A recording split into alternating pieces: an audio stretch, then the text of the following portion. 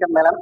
நாம் திருவாசகத்தில் தொடர்ந்து சிந்தித்து வருகிற முறையிலே இன்றைக்கு நாம் கேட்க இருக்கிற பகுதி தெள்ளேனம் என்று சொல்லுகிற பகுதி. தெள்ளேனம் என்பது ஒரு வகையான பறை, ஒரு வாத்தியம், தோல் கருவி. அதாவது ஏறத்தாழ அது இப்ப கஞ்சிரா என்று சொல்லுகிறோமே, அது போன்ற ஒரு பறை.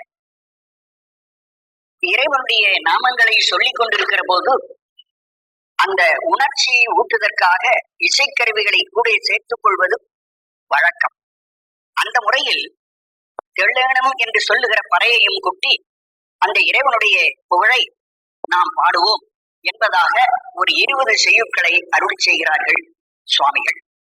ஆகவே இந்த பகுதியிலே ஆண்கள் பெண்கள் ஆகிய இருபாலாரையும் தன் மனத்துள் அடக்கி இருபாலாருமே இறைவனுடைய புகழை பாடுகின்ற போது இந்த தெள்ளேனம் நாம் கொட்டுவோம் என்பதாக இந்த செய்யுட்களை அமைத்துக் கொண்டு வருகிறார்.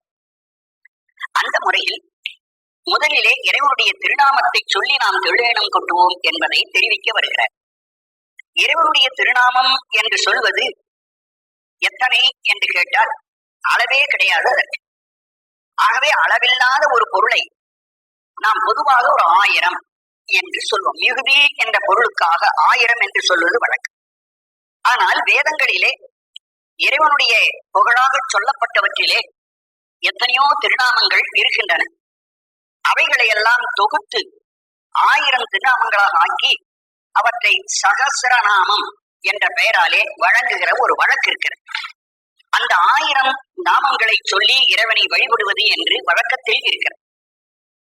அர்ச்சனை செய்கிற காலத்தில் 108 மந்திரங்கள் சொல்லி அர்ச்சனை செய்தால் அஷ்டோத்தரம் என்று அதை சொல்லுவோம். அதே போல 1000 நாமங்கள் சொல்லி இறைவனை வணங்கினால் அதுக்கு சகஸ்ரநாமம் என்று அதற்கு பெயர். அப்பர் சுவாமிகள் கூட தேவர்கள் 1000 நாமங்களை சொல்லி வழிபட்டார்கள் என்பதை திருப்புள்ளிருக்கு வேலூர் தேவாரத்திலே சொல்லுகிறார். பேராயிரம் பரவி வானோர் என்ற பேர் 1000 பரவி 1000 பேரை இறைவனுடைய பெயரை சொல்லி மாணவர்கள் தேவர்கள் வாழ்த்தினார்கள். அதே கருத்திலேதான் இங்கே நமக்கு அப்பர் சுவாமிகள் சொல்ல வருகிற போது ஒரு நியாயமும் நமக்கு சொல்லுகிறார். 1000 திருநாமம் நாம் சொல்லி வழிபடுகிறோமே, இது அவனுக்கு பொருந்துமா என்ற ஒரு வினாவை அவர் எழுப்பிக் கொள்ளுகிறார். இறைவனுக்கு என்று நிச்சயமாக ஒரு பெயர் உண்டா என்றால் இல்லை. ஏன் என்றால் இறைவனுடைய இலக்கணம், அவனுக்கு ஒரு குணம், அவனுக்கு ஒரு குறி, இரண்டும் இல்லை என்பது சாஸ்திர சம்மதம். அவனுக்கு ஒரு வடிவம் கிடையாது, அவனுக்கு ஒரு பெயரும் கிடையாது. ஒரு பெயர் சொல்லிவிட்டோமானால் அவன் ஒரு குறிப்பிட்ட எல்லைக்குள் கட்டுப்பட்டு விடுகிறான். அது போல இறைவனுக்கு ஒரு பெயர் சொன்னால் அவன் கட்டுப்பட்டவன் ஆவான். அதனால் அவனுக்கு பெயரே கிடையாது, அவனுக்கு அடையாளமும் கிடையாது என்பதுதான் சாஸ்திரத்தினுடைய முடிவு. அப்படி இருந்தாலும் ஆன்மாக்களாக இருக்கிறன்னா அவனை வழிபட வேணுமானால் ஒரு எல்லையில் கொண்டு வந்தவனை நிறுத்தித்தான் நாம் வழிபட வேண்டுமே தவிர எல்லைக்கு அப்பால் விரிந்து கிடக்கிற அவனை நம்மால் நினைக்கவோ வழிபடவோ முடியாது. அதனால் அவனுக்கு ஏதாவது ஒரு அடையாளத்தையும் ஏதாவது ஒரு பெயரையும் சொல்லித்தான் நாம் வழிபாடு பண்ண வேண்டும் என்று பெரியவர்கள் நியமம் செய்து அவனுக்கு 1000 நாமங்களை வகுத்திருக்கிறார்கள் என்ற ஒரு சிறந்த கருத்தை இந்த முதல் பாடலிலே நமக்கு அருளி செய்கிறார். திருமாலும் பன்றியாய் சென்றுணரா திருவடியை கூடுநாம் அறிய ஓர் அந்தணனாய் ஆண்டு உண்ட ஒரு நாமம் ஓர் உருவம் ஒன்றும் இலார்க்கு 1000 திருநாமம் பாடி நாம் தெள்ளேனம் கொட்டாமோ. ஒரு நாமம் ஓர் உருவம் ஒன்றும் இலார்க்கு, இதுதான் இறைவனுடைய இலக்கணம். அந்த இறைவனுக்கு ஒரு நாமம் இல்லை, ஒரு பெயர் கூட கிடையாது. அவனுக்கு எந்த ஒரு பெயரையும் சொல்லக்கூடாது. ஒரு பெயர் சொன்னால் அந்த ஒரு பெயருக்குள் கட்டுப்பட்டவனாவான் ஆகலினாலே அவனுக்கு பெயர் என்பது இல்லை. ஆனால் நாம் சொல்லுகிற பெயரெல்லாம் நாமா வைத்துக் கொண்டதே தவிர அந்த ஒரு பெயருக்கு மட்டும் அவன் அடங்கினவன் அல்ல. ஒரு பெயருக்கு மேல் எவ்வளவோ பெயர்கள் பேருக்கு உரியவனாக அவன் இருக்கிறான். ஓர் உருவம், அதுபோல அவனுக்கென்று ஒரு உருவம் கிடையாது. ஆனா அந்த உருவத்தை நாம் இங்கே வைத்து வழிபடுவதற்காக அமைத்துக் கொண்டிருக்கிறோம். ஆனால் அதற்கெல்லாம் அப்பாற்பட்டவன் அவன். இதை தெரிவிப்பதற்காக வந்த அவர் ஒரு நாமம் ஓர் உருவம் ஒன்றும், அந்த ஒன்றும் என்பது இது தவிர குணம். அவனுக்கு ஒரு பெயர் இல்லை, அவனுக்கு ஒரு வடிவம் இல்லை, அவனுக்கென்ற ஒரு குணமும் இல்லை. அப்படி எல்லாம் கிடந்தவனாக இருக்கிற அவனுக்கு 1000 திருநாமம் பாடி 1000 பேரை சொல்லி நாம் தொல்லனும் கொட்டுவோம் என்று சொன்னார். அப்படின்னா இலக்கணத்தையும் சொல்லிவிட்டார். சொல்லிட்டு அவனுக்கு ஒரு பேர் கிடையாது. அப்புறம் தெல்லானம் கூட்டுறதும் பேர் சொல்றதும் எதுக்காக வேண்டியது இல்லையே முடிச்சுடலாம் இல்லையா? அப்படி முடிக்கல அவர். கடைசியில என்ன பண்ணிட்டார், இப்படித்தான் அவனுக்கு பேரும் ஊரும் உலகமும் உருவமும் எதுவுமே இல்லை. இருந்தா நாம் செய்ய வேண்டிய கடமை என்னன்னா அவனுக்கு ஒரு 1000 பெயரை சொல்லி நாம் வழிபட்டே ஆக வேண்டும். அதனால 1000 திருநாமம் பாடி அவனுக்கு ஒரு 1000 பெயர்களை சொல்லி தெள்ளேணும் குட்டாமோ, தெள்ளேணும் என்று சொல்லுகிற ஒரு பறையை கொட்டி நாம் வழிபாடு செய்வோம் என்று சொன்னார். ஏன் அவருக்குதான் ஒரு பெயர் இல்லைன்னு சொன்னீங்களா, அப்புறம் 1000 திருநாமம் எதுக்கு சொல்லணும் அப்படின்னு கேட்டா முதல் 2 வரியில அதுக்கு காரணம் சொல்றாரு. திருமால் இருந்தாரே, அந்த திருமால் சிவபெருமானை பார்க்க வேணும்னு ஆரம்பிச்சார். பூமியை தோண்டி கொண்டே போனார். அவருடைய கால் எங்க இருக்குன்னு பார்க்க போனவர் காலே பார்க்க முடியலன்னு திரும்பி வந்துட்டார். அப்போ அவருடைய திருவடி இருக்கிற இடமே தெரியவில்லை என்றால் அவன் யாருக்கும் அகப்படாதவன். மிக மிக உலகத்திலேயே பெரியவர் என்று சொல்லுகிறவர் திருமால் தான்.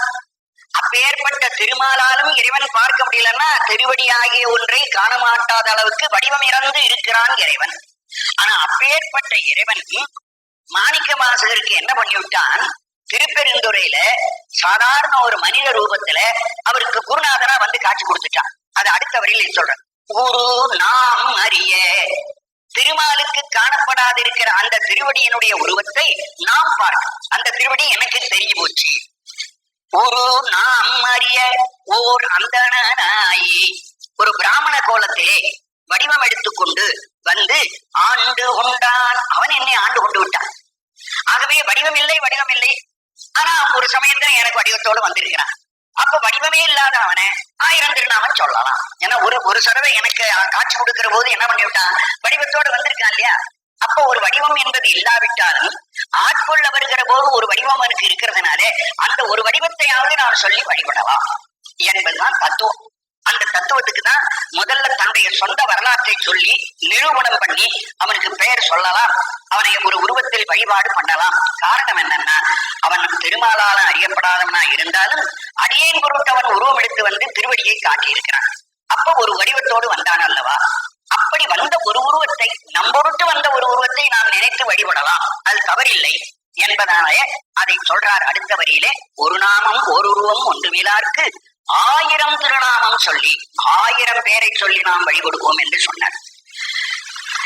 இறைவனுக்கு 1000 பேர் இருக்கு. ஒரு உலகத்துல கூட ஒருத்தருக்கு 2 பேர் 3 பேர் கூட இருக்கும். பள்ளிக்கூடத்துல பேர் எழுதும்போது ஒரு பேர் இருக்கு. ஆனா வீட்டுல அவங்க அம்மா செல்லமா கூப்பிடுற ஒரு பேர் இருக்கு. தெருவில் இருக்கிற பிள்ளைகள்லாம் அவனுக்கு ஒரு குறும்பா ஒரு பெயர் வச்சிருப்பாங்க. இதுக்கு பிறகு அவன் உத்தியோகம் பார்க்கிற காலத்துல அவனுடைய திறமையை மிச்சு அவனுக்கு வேற ஒரு பட்ட பெயர் ஒண்ணு கொடுப்பாரு. அப்ப ஒரு மனுஷனுக்கே பார்க்கிற போது நாளாக பெயர் வளர்ந்து கொண்டு போகுது. பெயர்னா புகழ். அவனுடைய புகழ் ஏற ஏற அவனுக்கு பெயரும் வந்து கொண்டே இருந்து கொண்டிருக்கிறது. ஆனா இதெல்லாம் ஒரு 100 அளவுக்கு மேல இருக்காது. 100க்கு கீழத்தான் இருக்கு. எத்தனை பட்டம் வாங்கினா கூட, எவ்வளவு பேர் வாங்கினா கூட எண்ணி விட்டுலாம். இத்தனைதான் ஒரு மனுஷனுக்கு இருக்கு அப்படின்னு ஒரு பட்டியல் போட்டு காட்டி விடும். அதுபோல இறைவனுக்கு எத்தனை பேர் இருக்குன்னு கேட்டீங்கன்னா 1000க்கு மேல இருக்குது அப்படின்னு சொல்ற. அதனுடைய கருத்து என்ன? இது ஒரு ஆராய்வுல கண்டுபிடிச்சு சிலர் ஒரு உண்மையை சொல்லி இருக்கிறார். உலகத்துல எந்த ஒரு பொருளை மக்கள் எல்லாரும் கையாளுறார்களோ அந்த பொருளுக்கு பல பேர் இருக்கும். அந்த ஒரு பொருளுக்கு பல பேர் இருக்கும் என்ற இந்த ஊர்ல வாழுகிற மக்கள் அந்த பொருளுக்கு ஒரு பெயர் வைப்பார்கள். அதே பொருளுக்கு இன்னொரு தேசத்துல வாடுகிறவர் வேற ஒரு பெயர் வைப்பார்கள். நம்முடைய மொழியில ஒரு பெயர் இருக்கும், ஆங்கிலத்துல ஒரு பெயர் இருக்கும், இந்தியில ஒரு பெயர் இருக்கும், மராட்டியில ஒரு பெயர் இருக்கும். அப்படி மொழிக்கு மொழி வேறு பெயர் இருக்கும். ஒரே பொருள் தான். ஆனா எத்தனை மொழியிலேயே இருந்ததையும் சொல்லலாம் சேர்த்து நாம் பார்த்தா கூட ஒரு பொருளுக்கு ஒரு 50-100 பெயர்களுக்கு மேல அதிகமா கிடைக்க முடியாது. ஆனா கடவுளுக்கு மட்டும் அதிகமா சிந்தித்து விட்டார்கள். எவ்வளவுக்கு அளவு ஒரு பொருளை அதிகமாக சிந்தித்தார்களோ சிந்தனைக்கு ஏற்ப பெயர் அதிகமாகும். உலகத்தில் இருக்கிற பொருளை ஒருவன் அதிகமாக சிந்திக்கிற போது அதிகமாக பெயர் வைக்கிறான். அதனால் கடவுளுக்கு 1000 பெயர்களை மக்கள் வைத்திருப்பதனாலே கடவுளை அதிகமாக சிந்தித்து இருக்கிறார்கள். அவனை பத்தி தெரிஞ்சுக்கணுங்கிறதுக்காக பெரும் முயற்சி பண்ணி ஒவ்வொருவர் ஒவ்வொரு வகையில ஆராய்ச்சி பண்ணி ஒரு முடிவு கண்டு ஒரு முடிவினாலே ஒரு பெயர் வச்சிருக்கிறார்கள். அதனால்தான் 1000 பேர் வந்திருக்கிறது. இதனால் மற்ற பொருட்சிந்தனையை விட கடவுள் சிந்தனை மக்களிடத்தில் அதிகமாக இருந்திருக்கிறது. இது மொழி ஆராய்ச்சிக்காரர்கள் கண்டுபிடிச்ச ஒரு முடிவு. ஆகவே 1000 திருநாமம் என்பதனாலேயே அவன் மக்களாலே பல கோணங்களிலே சிந்திக்கப்பட்டவனாக இருக்கிறான் என்பது கருத்து நமக்கு தெரிகிறது. திருவார் பெருந்துரை மேயபிரான் என் பிறவி கருவேரறுத்த பின் யாவரையும் கண்ட தில்லை அருவாய் உருவமுமாயபிரான் அவன் மருவும் திருவாரூர் பாடி நாம் தெள்ளேனும் கொட்டாமோ. அப்பேற்பட்ட அந்த பெருமான் இருக்கிறானே, அந்த பெருமான் திருவார் பெருந்துறையை வந்து என்னை ஆண்டு கொண்டான்.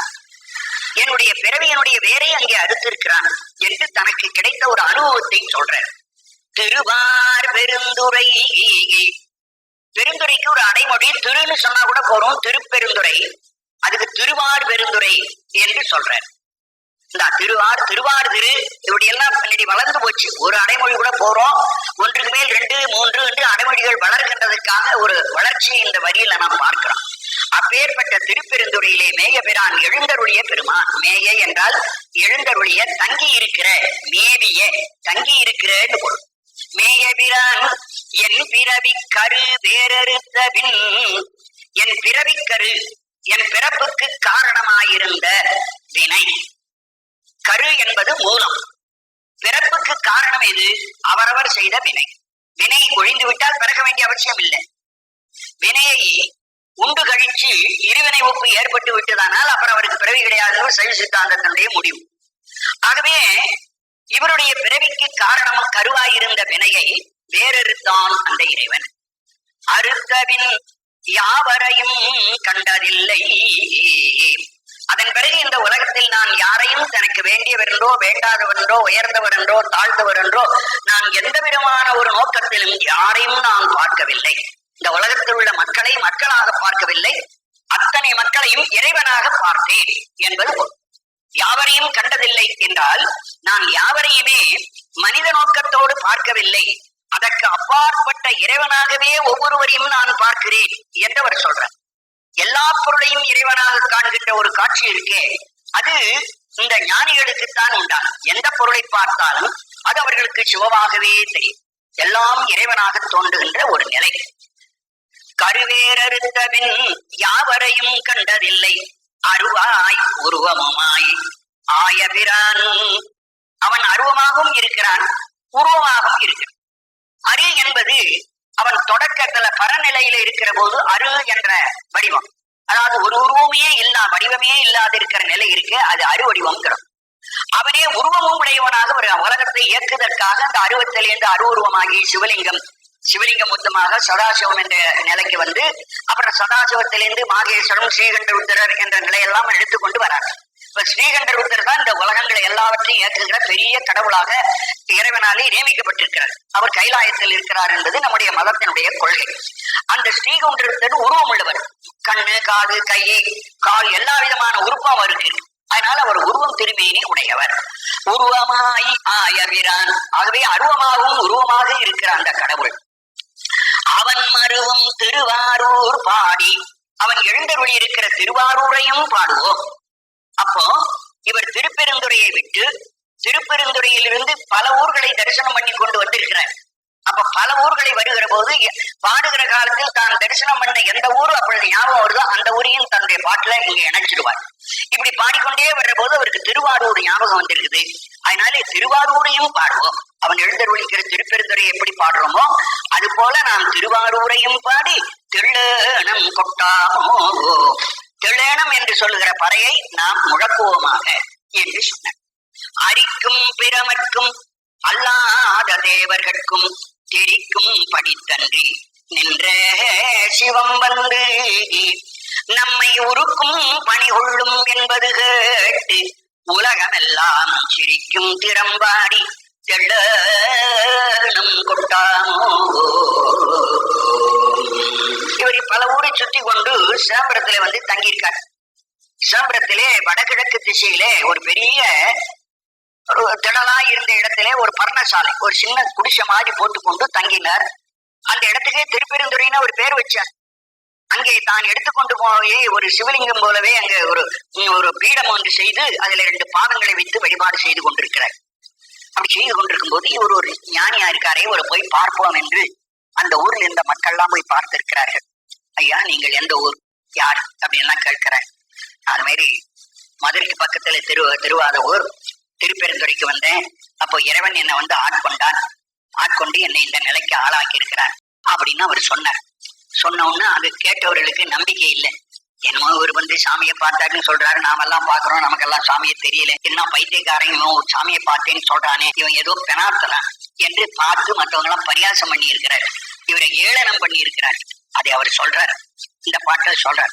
அரிக்கும் பிரமர்க்கும் அல்லாத தேவர்கட்கும், அரிக்கும் திருமாலுக்கும் பிரமர்க்கும் பிரமனுக்கும் அவர்கள் அல்லாத மற்ற தேவர்கள், இந்திரன் முதலிய 8 திசையில் இருக்கிற தேவர்களுக்கும் தெரிக்கும்படி தன்றி அவர்களுக்கு முன்னே காட்சி கொடுக்காமல், பிரம்மா விஷ்ணுக்கோ இந்திரனுக்கோ மற்ற தேவர்களுக்கோ இறைவன் காட்சி கொடுக்காமல் படி என்ன செய்தான், நின்ற சிவம்.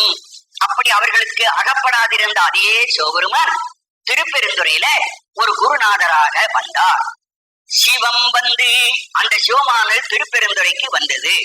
நம்மை என்னை உருக்கும் பணி கொள்ளும் அந்த சிவபெருமான் குருநாதரா வந்து என்னை ஆட்கொண்டார். எனது திருவடியை தலைமையில வச்சார், என் மனசை உருக்கி விட்டார். நான் பணியிடத்திலிருந்து கொண்டு வந்த பொருள் எல்லாம் அங்கே திருப்பணி செய்தேன் என்று அவர் சொல்லிக் கொள்கிறார். உருக்கும் பணி கொள்ளும், என் மனத்தை உருக்கும்படியாக பல திருப்பணிகள் எல்லாம் என்னிடத்திலே இருந்து வேலை வாங்கி கொண்டான் அந்த பெருமான் என்று நான் அங்கே நடந்த கதையெல்லாம் என்னை பார்க்க வந்த மக்களிடத்திலே நான் சொல்றேன் என்பது கேட்டு, நான் இந்த வரலாற்றை சொன்ன உடனே அங்கிருந்த என்னை பற்றி கேட்க வந்தவர்கள் அந்த கதையை கேட்டார்கள். கேட்ட உடனே என்ன பண்ணார்கள், உலகமெல்லாம் சிரிக்கும். ஐயா, நீ சொல்றதை நம்ப முடியலையே, சுவாமியாவது வந்தாராவது உனங்களுக்கு தலையில திருவடி சூட்டினாருங்கிறீங்க, இதெல்லாம் நாங்க நம்ப முடியுமா, ஏன்னா பைத்தியகாரத்தனமா இருக்குதே என்று சொல்லி அவரை பரிகாசம் பண்ணி சிரித்தார்களாம். அதான் நாடமே ஆர்ப்ப ஆர்ப்ப நாம் அவர் தம்மை ஆர்ப்ப ஆர்ப்பன்னு பல இடத்துல சொல்வார். என்ன பார்த்து உலகம் சிரிக்குது, நான் அவர்களை பார்த்து சிரிக்கிறேன். நீயும் ஒரு பைத்தியக்காரன், என்ன அவர்கள் சிரிக்கிறார்கள், அவர்கள் இந்த உலகத்தை இறைவனை தெரிந்து கொள்ளவில்லைன்னு அவர்களை பார்த்து நான் சிரிக்கிறேன் என்று வேற ஒரு பாட்டுல சொல்லியிருக்கார். இந்த இடத்துல இவர் தன்னுடைய சொந்த கதையை சொன்னதாகவும் அதை கேட்டுவிட்டு உலகம் சிரித்தது என்பதையும் தெளிவா சொல்லியிருக்கார். உருக்கும் பணி கொள்ளும் அந்த இறைவன் சிவபெருமான் என்னை வந்து குருநாதரா ஆட்கொண்டு என்னை பணி கொண்டார் என்ற செய்தியை என்பது கேட்டு, இந்த வரலாற்றை நான் சொல்ல அவர்கள் கேட்டு உலகமெல்லாம் சிரிக்கும். இந்த உலகத்து மக்கள் என்னை பார்த்து சிரிக்கிறார்கள். இவர் சொல்றது நெசந்தானா, ஏதோ பைத்தியமாக இருந்து இப்படி எல்லாம் உளர்றாரா என்று என்னை பார்த்து இவர்கள் சிரிக்கிறார்களே, போனா போகட்டும், சிரிக்கட்டும். அந்த சிரிக்கிற கதையே சொல்லி நான் பாட்டு பாடி தெள்ளனும் கொட்டுவோம். சிரிக்கும் திறம்பாடி என்னை பரியாசம் பண்ணுகிற இந்த நிலைமையும் கூட நான் ஒரு பாட்டா பாடி நான் தெள்ளனும் கொட்டுகிறோம். அப்ப தன்னுடைய வாழ்க்கையில இவர் தன்னை பற்றி மற்றவர் கேட்கவும், கேட்டதை சொல்லவும், சொன்னதை கேட்டவர்கள் நம்பாமல் இவரை பரியாசம் பண்ணியதும் எல்லாம் இந்த பாட்டுல அவர் தன்னுடைய அகச்சான்றாக இந்த பகுதிகளை எல்லாம் தெரிவிக்கிறார். அவமாய தேவர் அவகதியில் எழுந்தாமே பவமாயும் காத்து என்னை ஆண்டு கொண்ட பரஞ்சோதி நவமாய செஞ்சுடரு நல்குதலும் நாம் கொடிந்து சிவம் ஆனவா பாடி தெள்ளனம் கொட்டாமோ. அவமாய தேவர் தேவலோகத்தில் இருக்கிறவர்கள், இந்திரன் வருணன் குபேரன் இப்படி திசை காவலர்களாக இருக்கிற தேவர்களா இருக்கிறார்களே, இவர்கள் எல்லாம் உண்மையாக சிவகதி பெறல. ஆனா மக்களை விட உயர்ந்தவர்கள் என்று சொல்கிற தேவ பதவி பெற்று விட்டார்கள். ஆனா அந்த பதவி உயர்ந்த பதவியான்னு கேட்டா உயர்ந்த பதவி இல்லை, அது அவம் வீடு. ஏதோ பட்ச நாள் அந்த சுகத்தை அவர்கள் தேவலாக இருந்து இருக்கலாமே தவிர, அந்த புண்ணியம் இருக்கிறவரை அந்த பதவியில் இருப்பார்கள். புண்ணியம் ஆகி கொடுத்தனா மறுபடியும் பதவி வேணும், பூமியில மறுபடியும் தான் பிறக்கணும். அதனால அவர்கள் பெற்றிருக்கிற அந்த பதவியெல்லாம் அவமான தேவர். வீணான பதவியை பெற்றிருக்கக்கூடிய அந்த தேவர்கள் அவகதியில் அழுந்தாவே, அந்த தேவர்களைப் போல நாமும் என்னையும் வீண்கதியிலே மறுபடியும் மறுபடியும் இந்த உலகத்தில் பிறக்கிறதாகிய அவகதியில் கீழான கதியிலே நான் பிறந்து விடாதபடி. அவ என்ற வார்த்தைக்கு கீழ் என்பது பொருள். மேலே போக போக ஊர்துவம் என்று பெயர். மேலே இருந்து கீழே இறங்கி கொண்டு வந்தால் அவ என்று சொல்லுவார். இப்ப கொடி ஏறுகிறது என்று சொன்னால் ஆரோகணம், துவஜ ஆரோகணம்னு சொல்வார்கள். அந்த கொடியை இறக்குவார்களால் துவஜ அவரோகணம். அவ என்பது கீழே வருதல் என்று பொருள். ஆனால் அவகதின்னா கீழே போய் விழுந்து போகிற பிறப்புகள். கீழ்பிறப்பிலே நான் வந்து விழுந்து விடாது. அந்த தேவர்கள் எப்படி கீழ்பிறப்பிலே வருவார்களோ அதுபோல நானும் இந்த அவகதியில் விழுந்து விடாத படிக்கு அந்த இறைவன் என்ன பண்ணினான்? பவமாயம் காத்து, பவ பிறவியை உண்டாக்குகிற மாயம் வஞ்சனை தொழில்களை எல்லாம், இந்த உலகமாகிய மாயையிலே ஆழ்ந்து விடுகிற மாய நிலைகளுள் நான் போய் விழுந்து விடாதபடி என்னை தடுத்து காப்பாற்றின. என்னை ஆண்டு கொண்ட பரஞ்சோதி, என்னை ஒரு அடியானாக ஏற்றுக்கொண்டு எனக்கு ஞானத்தை வழங்கிவிட்டான் அந்த பெருமான். நவமாய சஞ்சுடரு நல்குதலும், அந்த பரஞ்சோதியாகிய பெருமான் நவமாய செஞ்சுடர். செஞ்சுடர் என்பது இறைவனை காணுகின்ற காட்சி. அந்த யோக நெறியிலே இறைவனை இந்த தலைக்கு மேல் இருக்கக்கூடிய அந்த மேல்பாகம் இருக்கு, அது பிரமரந்தரம் என்று சொல்லும். அந்த தன்னுடைய உயிரை இப்படி கொஞ்சம் கொஞ்சம் கொஞ்சமா மேலே ஏற்றுக்கொண்டு இந்த பிரமரந்தரம் என்ற இந்த இடத்துல கொண்டு வந்து உயிரை நிறுத்திவிட்டா அந்த இடம் நாதாந்தம் அல்லது பிரமரந்தம்னு பேர். அந்த நாதாந்தம் என்ற இடத்திலே போய் கொஞ்ச நேரம் நின்றிருந்து தன்னுடைய அறிவை அந்த இறைவனோடு சேர்க்கணும். அப்படி சேர்க்கிற போது இறைவன் அங்கே என்ன பண்ணுகிறான்? நாதம் என்ற ஒலி வடிவாக இருக்கிறார். அந்த நாதம் என்ற ஒலியிலே போய் இவர்கள் சேர்கிறார்.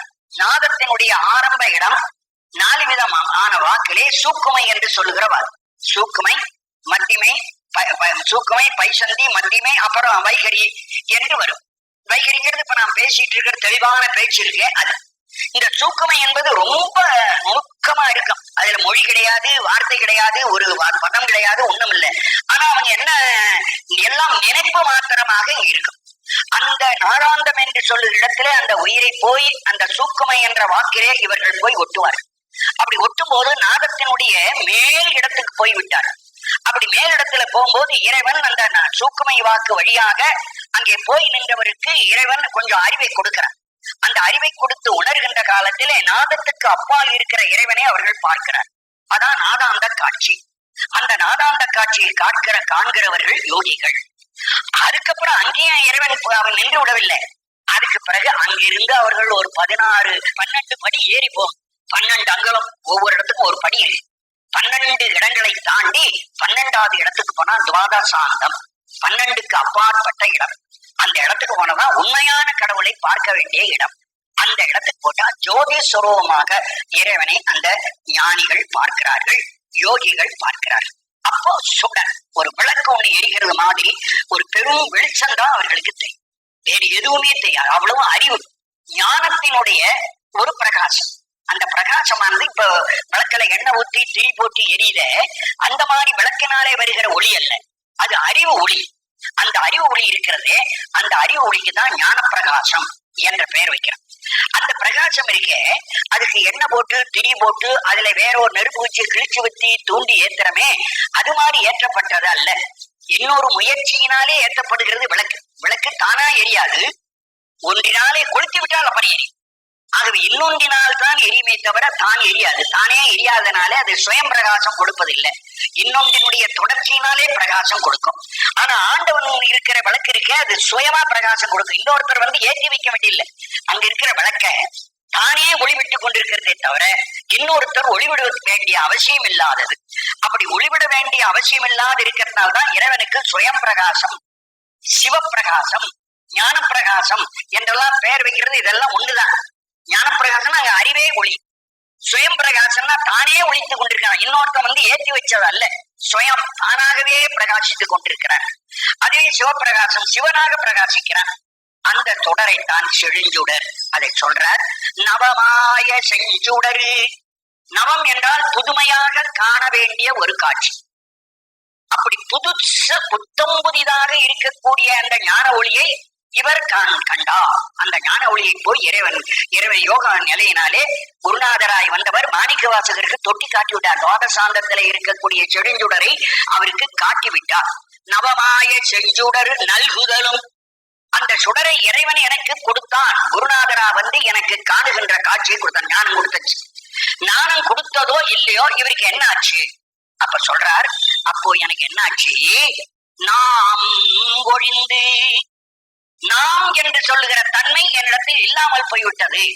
இதுவரை நான் நான் என்று சொல்லிக் கொண்டிருந்தேனே, அந்த நினைவே எனக்கு இல்லாம போயிடுச்சு. அது நான் என்று சொல்லுகிற நிலை ஒழிந்தேன். அப்ப தன்வசம் இழந்தேன். அதுக்கு என்ன இன்னொரு அர்த்தம் சொல்றாங்கன்னா, தன்வசம்.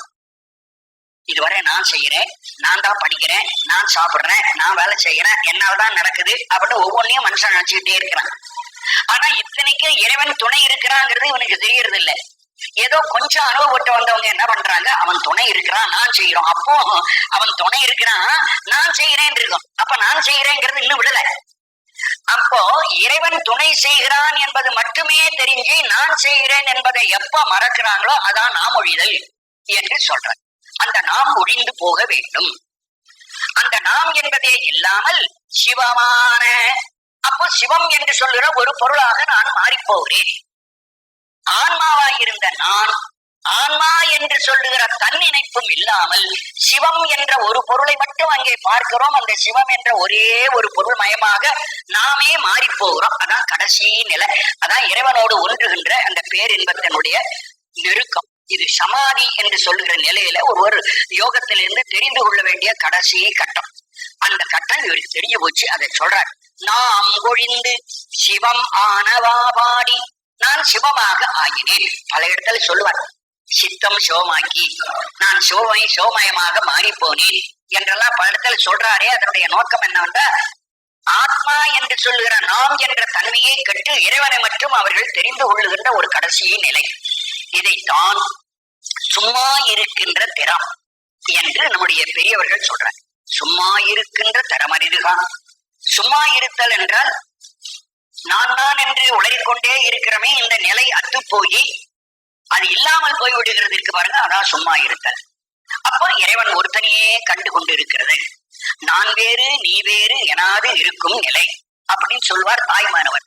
நான் என்ற ஒன்றும் நீ என்ற ஒன்றும் இரண்டு நிலையிலே இருக்கிறோம் என்ற ஒரு எண்ணம் இல்லாமல் தன்னை மறந்து இறைவனாகிய ஒருவன்தான் என்ற நினைவிலேயே ஆழ்ந்து இருக்கிற ஒரு சமாதி கூடுதல் இருக்கே, அதுதான் சிவமாதல். நாம் ஒழிந்து சிவமாகின்ற நிலை. அதைத்தான் அவர்கள் நம்முடைய பெரியவர்கள் சும்மா இருத்தல் என்ற ஒரு நிலையாக நமக்கு தெரிய வைத்திருக்கிறார்கள். நாம் ஒழிந்து சிவமானவா பாடி, சிவமான இந்த தன்மைகளை எல்லாம் மக்களுக்கு எடுத்து சொல்லி சொல்லி தெள்ளனம் கொட்டாமோ உலகத்துக்கு நாம் பறையறிந்து தெரிவிக்கிறோம். தனக்கு ஏற்பட்ட இந்த அனுபவங்களை எல்லாம் இப்படி வார்த்தையாக அந்த இறைவன் தனக்கு எப்படி பெரிய ஆனந்தத்தை அளித்தான் என்பதை சொல்லிக் கொண்டு வருகிறார். அருமந்த தேவர் அயன் திருமார்க்கு அரிய சிவம் குருவந்தி பூதலத்தி ஓர் உகப்பை கொண்டருளி கருவென்று வீழ கடைக்கணித்து என் உளம் புகுந்த திருவார்ந்தவா பாடி தெள்ளனும் கொட்டாமோ. அருமந்த தேவர், அருமந்த தேவர் அந்த மிக அருமையை உடையவராக இருக்கக்கூடிய தேவர்கள், அருமையாக கிடைக்கப்பட்ட ஒரு தேவருடைய பதவி. தேவருடைய பதவி என்பது லேசா கிடைக்காது, ரொம்ப புண்ணியம் பண்ணாதான் தேவர்களாக போக முடியும். அதனால்தான் தேவருடைய பதவிக்கு அருமந்த தேவர் என்று சொல்லுகிற ஒரு பெரிய அடைமொழியை நமக்கு சொல்ற.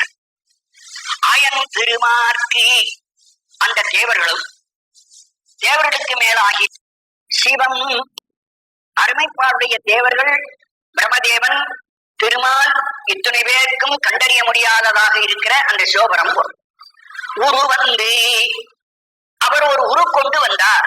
மானிடர் சட்டை தாங்கி குருநாதராக வந்தார். பூதலத்து இந்த பூமியிலே வந்தார். ஓர் உகப்பு எய்த ஒரு பெரிய மகிழ்ச்சி எனக்கு கிடைப்பதற்காக வந்தார். உகப்பெய்த கொண்டருளி என்னை ஆட்கொண்டார், தன்னுடைய அடியவனாக ஏற்றுக்கொண்டார். கரு வெந்து வீழ என்னுடைய பிறவி இல்லாமல் நீங்க கருவானது வெந்து போய் விடும்படியாக செய்தார். கரு என்று சொல்லுகிற ஒரு விதை நல்ல வெயில்ல காய வச்சு பதமா எடுத்து வச்சிருந்தா மறு வருஷம் வயல்ல போட்டா முளைக்கும். அந்த விதையை எடுத்து போட்டு அடுப்புல வேவிச்சு நல்ல வேக வச்சு புழுங்கரிசி ஆக்கிட்டோம். அந்த புழுங்க நல்லா வச்சிருக்கிறத போய் விதைய விதைச்சா முளைக்குமோ? முளைக்காது. கருவை வேக வச்சு விட்டால், விதைய வேக வச்சால் அப்புறம் அது முளைக்காது. அதான் வெந்த பயறு முளை பெய்வதில்லை அப்படிங்கிறது ஒரு வழக்கம். அது போல வெந்த பயிர் போல நம்முடைய பிறவியை இறைவன் வேக வச்சு விடுறான். வேக வச்சு முளைக்காதபடி செய்யறானா.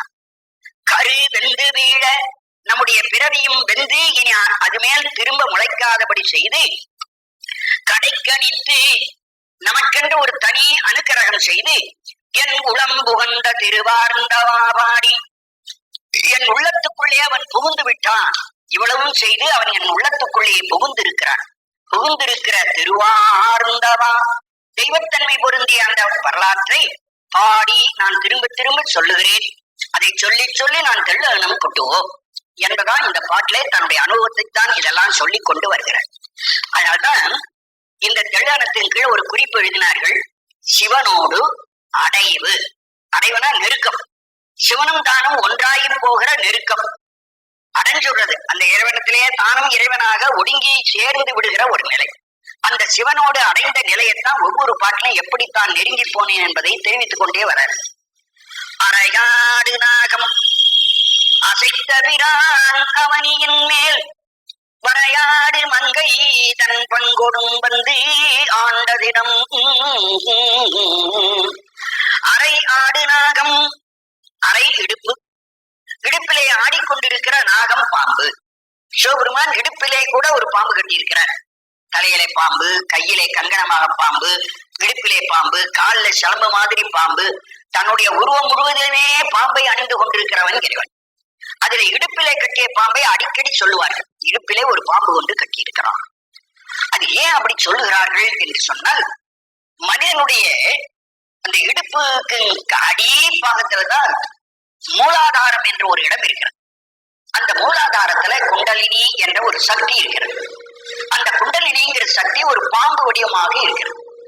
அந்த பாம்பு வடிவமாக இருக்கிறது நம்முடைய கொப்போழுக்கு கீழே அடிவயத்துல இருக்கிறது. இப்படி சொன்னா தெரியலைங்கிறதா இறைவன் என்ன பண்றான்? இதோ பாருங்க, என் இடுப்புல ஒரு பாம்பு கட்டி இருக்கிறேன். இது போலதான் உங்களுடைய இடுப்பிலையும் குண்டலினி சக்தின்னு ஒரு பாம்பு இருக்கு. இதை தெரிஞ்சுங்கோ. அதை தெரிவிக்கிறதுக்காக நான் கட்டி கொண்டு வரேன். அரையாடு நாகம், அரை இடுப்பிலே ஆடு படம் எடுத்து ஆடுகிற நாகம் ஒரு பாம்பை அசைத்த வீரான் கட்டி கொண்டிருக்கிற அந்த சிவபெருமான் அவனியின் மேல் இந்த பூமியிலே வந்தான். அப்படி வரும்போது தான் மட்டும் வரவில்லை, தன்னோடு தன் மனைவியும் அழைச்சு கொண்டு வந்தான். பல இடத்துல சொல்லி இருக்கிறேன். எப்போ இந்த குருநாதரா வந்த போது மாணிக்க வாசகருக்கு தான் மட்டும் அல்ல, தன்னுடைய மனைவியும் சேர்ந்து வந்ததாகவே பல இடத்தில் சொல்றார். வரையாடு மங்கை தம் பங்கோடும் வந்து, வரையாடு மங்கை, வரைனா இமயமலை, இமயமலையிலே பிறந்து விளையாடிய மங்கையாகிய உமாதேவி, உமாதேவியோடு கூட தன் பங்கோடு தன் பக்கத்திலே இருக்க வந்து சிவபெருமான் வந்தான். ஆக சிவன் வருகிற போது தான் தனித்து வரவில்லை, உமாதேவியோடு குருநாதரா வந்து ஆண்டு கொண்டார். ஆண்டதிரம் உரையாட உள் ஒளியாட உன் மாமலர் கண்கள் நீர் திரையாடுமா பாடி தெள்ளனம் கொட்டாமோ. உரையாட அந்த இறைவன் வந்து என்னை ஆண்டு கொண்டான் என்று சொல்லுகிற திறம் இருக்கே, இந்த திறத்தை நான் மற்ற ஜனங்களோடு கலந்து பேசினேன், உரையாடினேன். உரையாடுதல்னா என்னை இப்படி எல்லாம் சிவபெருமான் ஆட்கொண்டான்னு சொன்னேன். அதெல்லாம் கேட்டாங்க. கேட்டுட்டு என்னை பார்த்தே சிரிக்கிறாங்க. அவங்களுக்கு புரியல. புரியறதுனால அவர்கள் என்னை சிரித்தார்கள். முதல்ல ஒரு பாட்டு சொன்னார் பாருங்க, அதே கதையத்தான் இங்கேயும் சொல்றாரு. உரையாட நான் இதை அவர்களிடத்திலே பேசி கொண்டிருக்கேன். உள்ளொளி ஆட, இப்படி பேச பேச எனக்கு உள்ளத்திலே அந்த ஒளி ஜோதி தெரிகிறது. இந்த ஜோதி உள்ளொளியானது எனக்கு வெளியிலே பிரகாசமாக தெரிய வருகிறது. உன் மாமலர் கண்கள் நீர் திரையாடும், என் கண்ணிலிருந்து நீர் வடிந்து சொட்டுகிறது. கண்ணில் அப்படியே கண்ணீர் ஒழுகிறது. இந்த இறைவன் என்னை ஆட்கொண்டான் என்று நான் கதையை சொல்ல சொல்ல அந்த இறைவனுடைய ஜோதி உள்ளே இழ இழ நான் அப்படியே ஆனந்த மாசமாகி என் கண்களில் இருந்து கண்ணீர் சொரிந்து ஓடுகிறது. ஒன்மாமலர் கண்கள் நீர் திரையாடுமாபாடி, கண்களிலே நீர் வடிந்த அந்த தன்மையையும் பாட்டாக பாடி நாம் தெள்ளனும் கொட்டுவோம். ஆவா அரி அயன் இந்திரன் வானோர்க்கு அரிய சிவன் வாவா என்று என்னையும் பூதலத்தே வலித்து ஆண்டு உண்டான். சிவபெருமான் திருப்பெருந்துறையில மாணிக்கவாசர் அந்த கோயிலுக்குள்ள வரதுக்கு முன்னே குருந்த மரத்தில போய் உட்கார்ந்து இருக்காரு. மாணிக்கவாசர் வரப்போறாருன்னு அவருக்கு முன்கூடியே அங்க தயாரா இருக்காரு. இவர் மாணிக்கவாசர் அந்த கோயிலுக்குள்ள போய் அப்படி பிரகாரமா சுத்தி வர, சுத்தி வரும்போது அந்த குருந்த மரத்தில உட்கார்ந்து இருந்த குருநாதர் மாணிக்கவாசகர் பார்த்து இங்க வாப்பா இங்க வாப்பான்னு கூப்பிட்டார். அவரா போகல, மாணிக்கவாசகரை பார்த்து இவர் கூப்பிடுறாராம், சிவபெருமான் கூப்பிட்டாராம். அதை இந்த பாட்டுல சொல்றேன். ஆ அரி அயன் இந்திரன் வானோர்க்கு அரிய சிவன். அரி திருமாலுக்கும், அயன் இந்திரனுக்கும், அயன் பிரம்மாவுக்கும், இந்திரன் முதலியவர்களுக்கும் அரிய சிவன் காண்பதற்கு அரிய அந்த சிவபெருமானவன் என்ன ஆச்சரியம்! ஒரு குருநாதரா வந்து வா வா என்று என்னையும் என்னை பார்த்து வாப்பா வா, நான் உனக்காக காத்துட்டு உட்கார்ந்துருக்கேன் இங்க வா என்று கூப்பிட்டு அழைச்சார். வா வா என்று என்னையும் பூதலத்தே வலிந்து, இந்த பூமியினாலே வலிய ஆட்கொண்டான். தானே இங்க வான்னு கூப்பிட்டு நான் உனக்கு திருவடி தீட்சை பண்றேன் இங்க உட்கார்னு சொல்லி அவருக்கு தீட்சை கொடுக்கிறேன். வலிய தீட்சை கொடுத்தான் என்று சொல்றேன். வலிந்து ஆண்டு கொண்டான், வலிய என்னை ஆட்கொண்டான். தானே வந்து என்னை தலையடி செய்து ஆட்கொண்டான்னு பல இடத்துல சொல்லுவார். அது மாதிரி சொல்றார். பூவார் அடிச்சுவடு என் தலை மேல் பொறித்தலுமே, அப்படி பாபான்னு சொல்லி என் எதிர உட்கார வச்சு அவர் தலைமையில என்னுடைய தலைமையில அந்த சிவபெருமான் தன்னுடைய திருவடியை தூக்கி வச்சு அப்படி திருவடி தீட்சை பண்ணிட்டாரு. எப்படி இந்த திருவடி? பூவார் அடிச்சுவடு, தாமரை பூவை ஒத்திருந்த திருவடிகள், தாமரை பூவை போன்ற 2 திருவடிகள். என் தலைமேல் பொறித்தலுமே, என் தலையிலே அந்த திருவடியை அந்த இறைவன் வந்து சூட்டினான். அப்படி சூட்டின மாத்திரத்தில் தேவான பாடி நான் தெய்வமாக மாறிப்போனேன்.